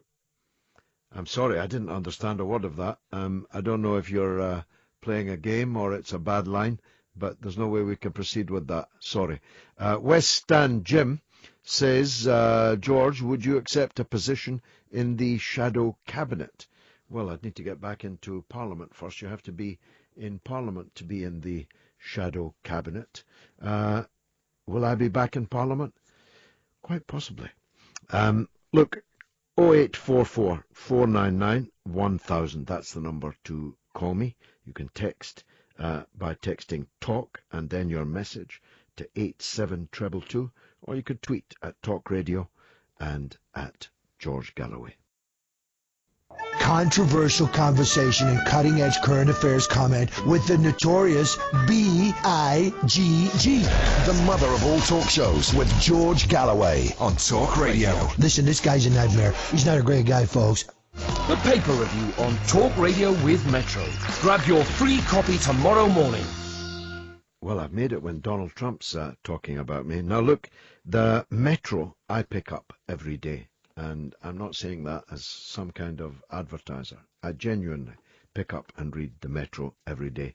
So it's a pleasure to look ahead to tomorrow's top stories with the assistant editor of the paper, Chris Cowley. Chris, welcome. Hello, George. Now, I mean, if this show is anything to go by, you're not going to be short of things to write about in the paper tomorrow. Well, no, it's only really one story in town at the moment. So, you know, our main story tomorrow is about the day of farce at Westminster. You know, we've even picked up on which particular farce? Run me across the stage.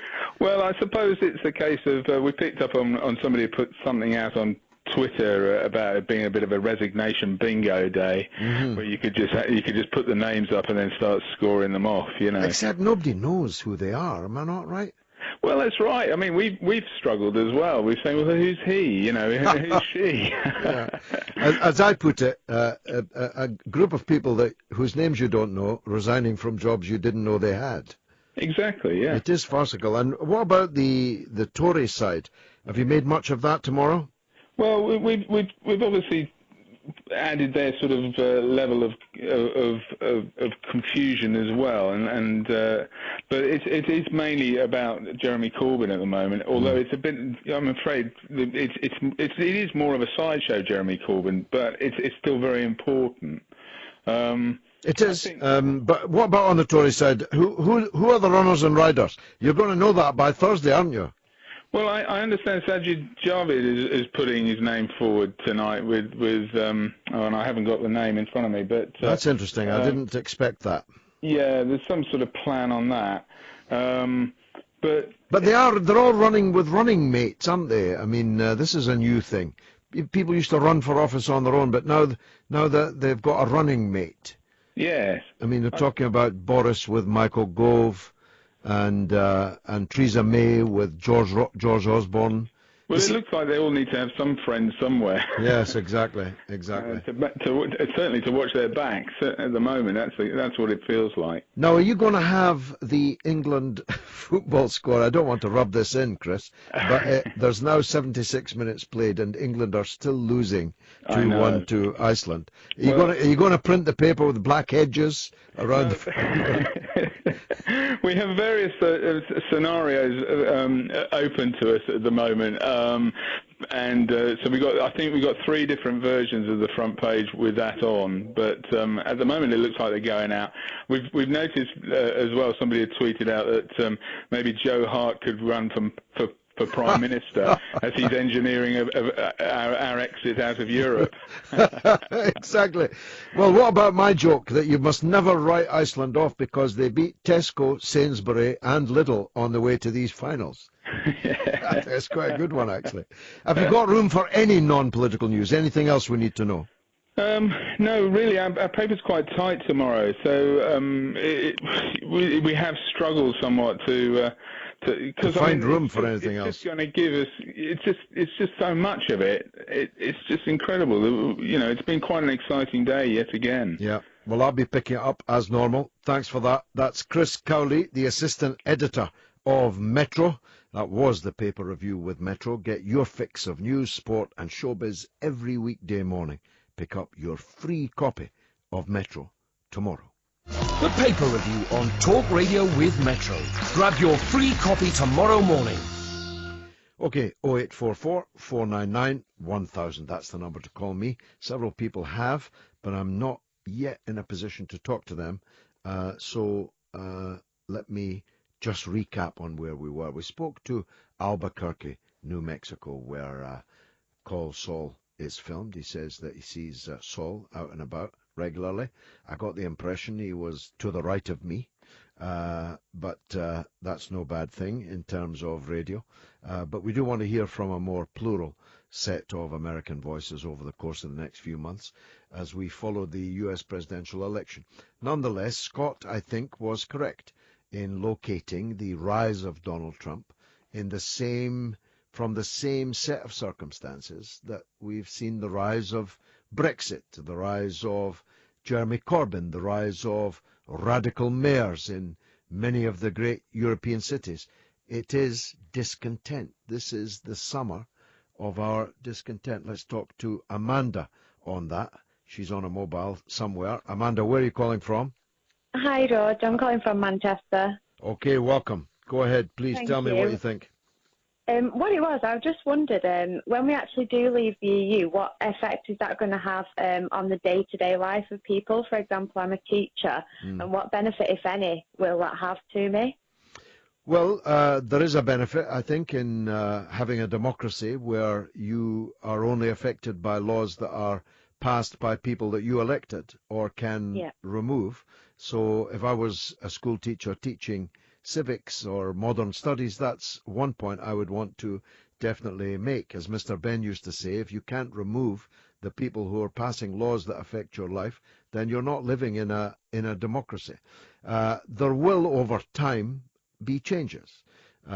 You will have to, if you wanted to go and teach in Bulgaria or Portugal, you'll have to get a work permit from the Portuguese and the Bulgarians in order to do so. It doesn't mean you won't be able to do that, because if they need an English teacher and they don't have one for a job, then they'll give you a work permit, just like if you go to work in the United States now. Or many, many other countries that are not in the EU. You need to get a work permit to work there, and that's only fair. I mean, nobody has an automatic right to go and live and work and claim benefits and get a house and all that in somebody else's country. I think that there's nothing wrong with countries having a sovereign right to decide who's in their country. What would be wrong would be somebody making a racist decision that you were going to take this person but not that person because of the color of their skin or the ethnicity that they came from. But as long as we have a just and fair immigration system, then I think it will be a benefit to us. If you had Jeremy Corbyn in Downing Street, you'd get more money spent on schools, and that would help you and help the children up in Manchester too. So, I mean, that will depend on our own people. I mean, I always said during the course of this campaign, don't overestimate the civilizing nature of the European Union, and don't underestimate our own people. We are capable, and have many times in the past, of electing governments that will look after our people and make progress in the right direction. How's that? That's great. Thank you. Thank you for answering Amanda, my question. thank you very much for calling. Let's take a break and then see if we can get Benton in Merton in. Come have a go if you think you're hard enough. Get it? The mother of all talk shows with George Galloway. On Talk Radio. We'll get you talking. Okay, I'm going to have to learn this number, and so are you, if we're going to build a relationship over the next years that we had on the old mother of all talk shows. It's a different number. 0844 499 1000. That's the number to call. We'll call you back. It won't cost you much.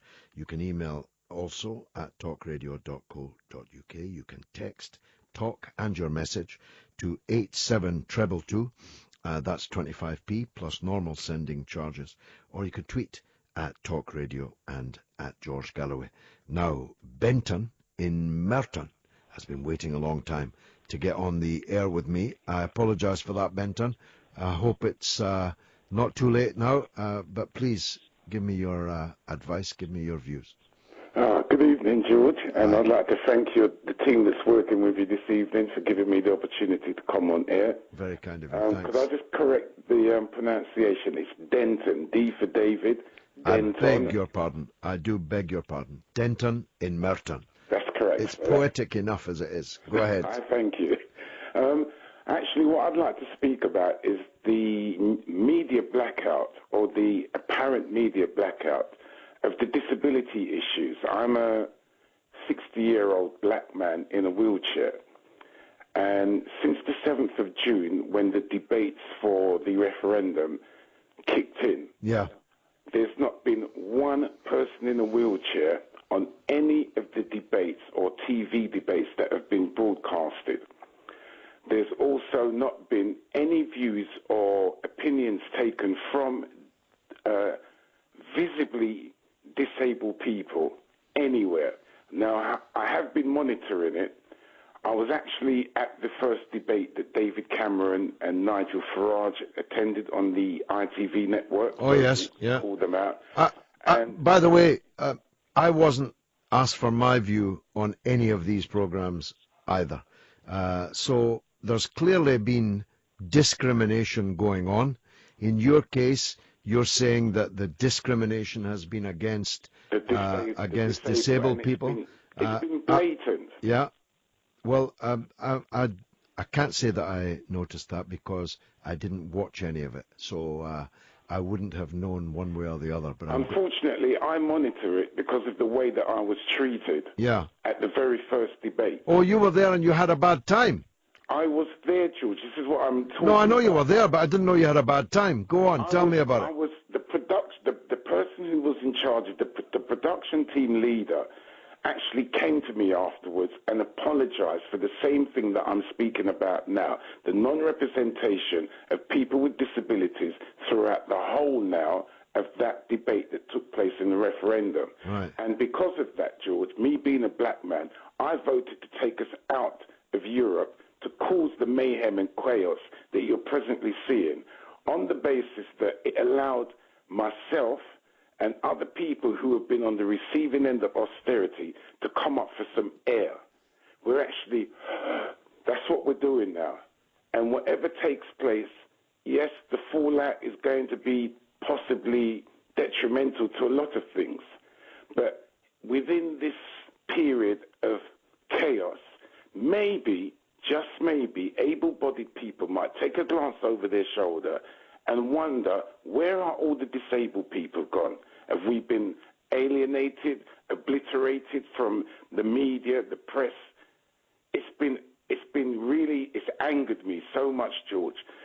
Even when I came out of the TV debate that took place, the very first one on ITV, an amazing thing took place. I came outside and I lost my rag trying to stop or trying to intervene with other people that were being interviewed to go on different press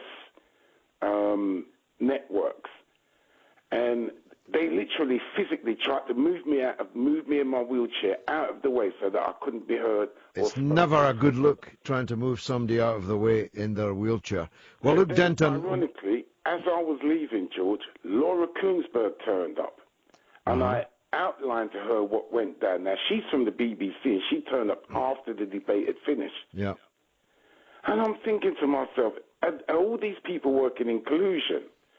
So I thought, let me watch it, the next debate, and see if they can put a wheelchair back into the audience and have a person ask a question.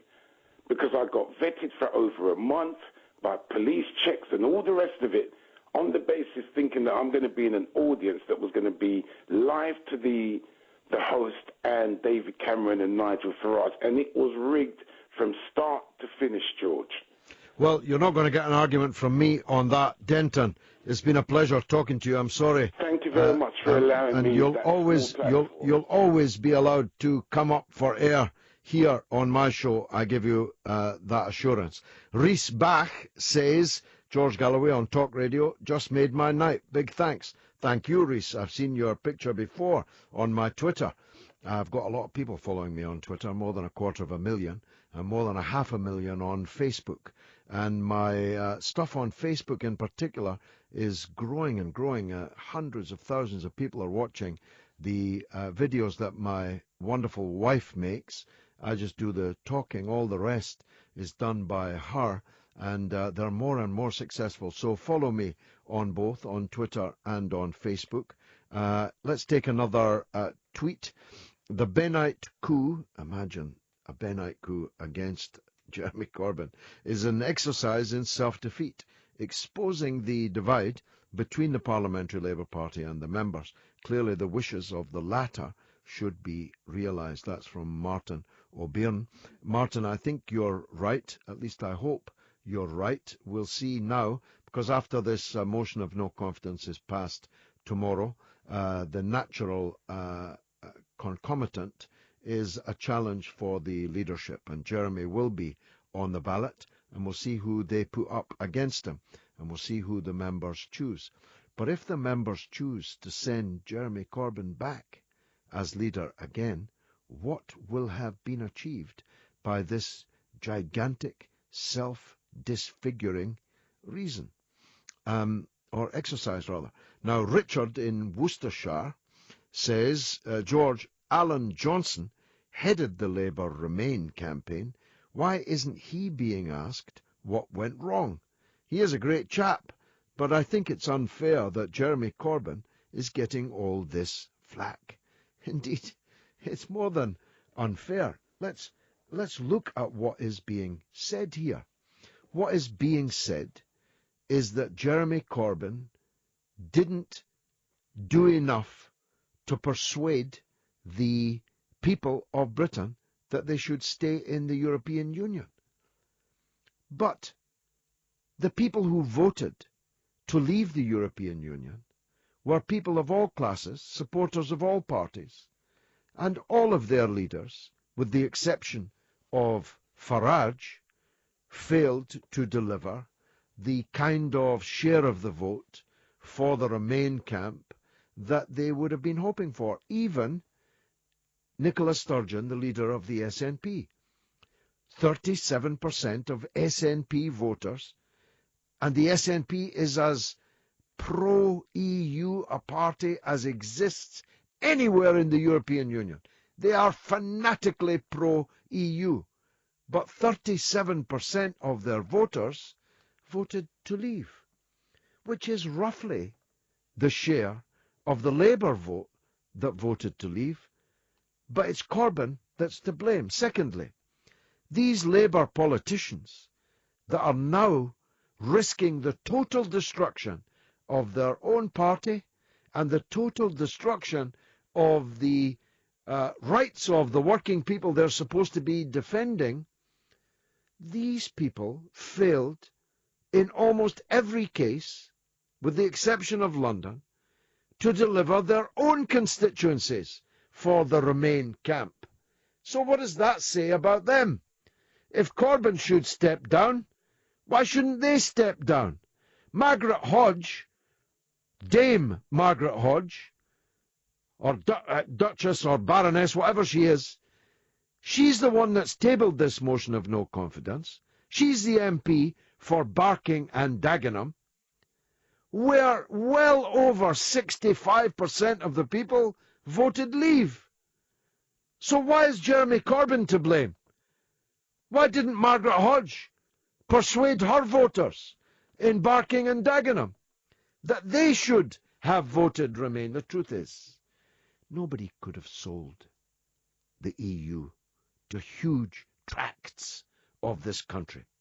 And the poorer you were, the less likely you were to vote for the European Union, because why should you?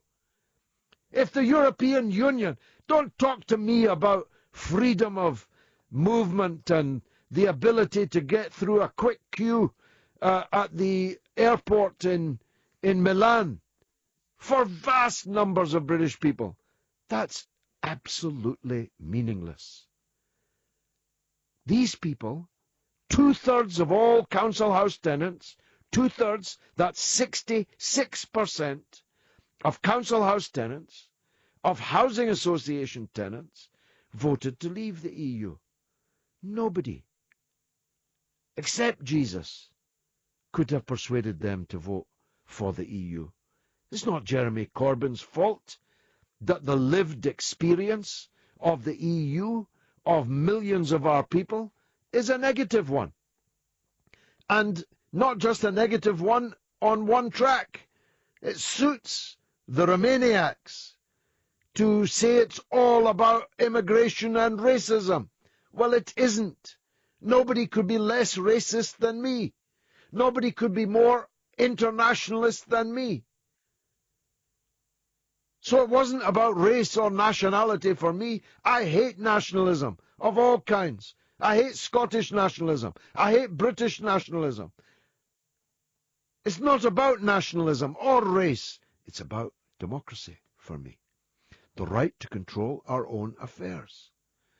It's about the neoliberal brand of finance capitalism that we live under, for me, that has left half of the children in Greece hungry, half of the young people in Spain unemployed, which has left roughly the same kind of figures of minority ethnic communities in countries like ours unemployed. It's this neoliberal orthodoxy under which we live, against which I rail and against which I fight. And what I wanted to do was send a message to the neoliberal prevailing orthodoxy that we aren't going to take it anymore. We may all have a different view of where we want to go next, but we all share the view that where we are now is rank. It's not fit for purpose, not just for 17 million people in Britain.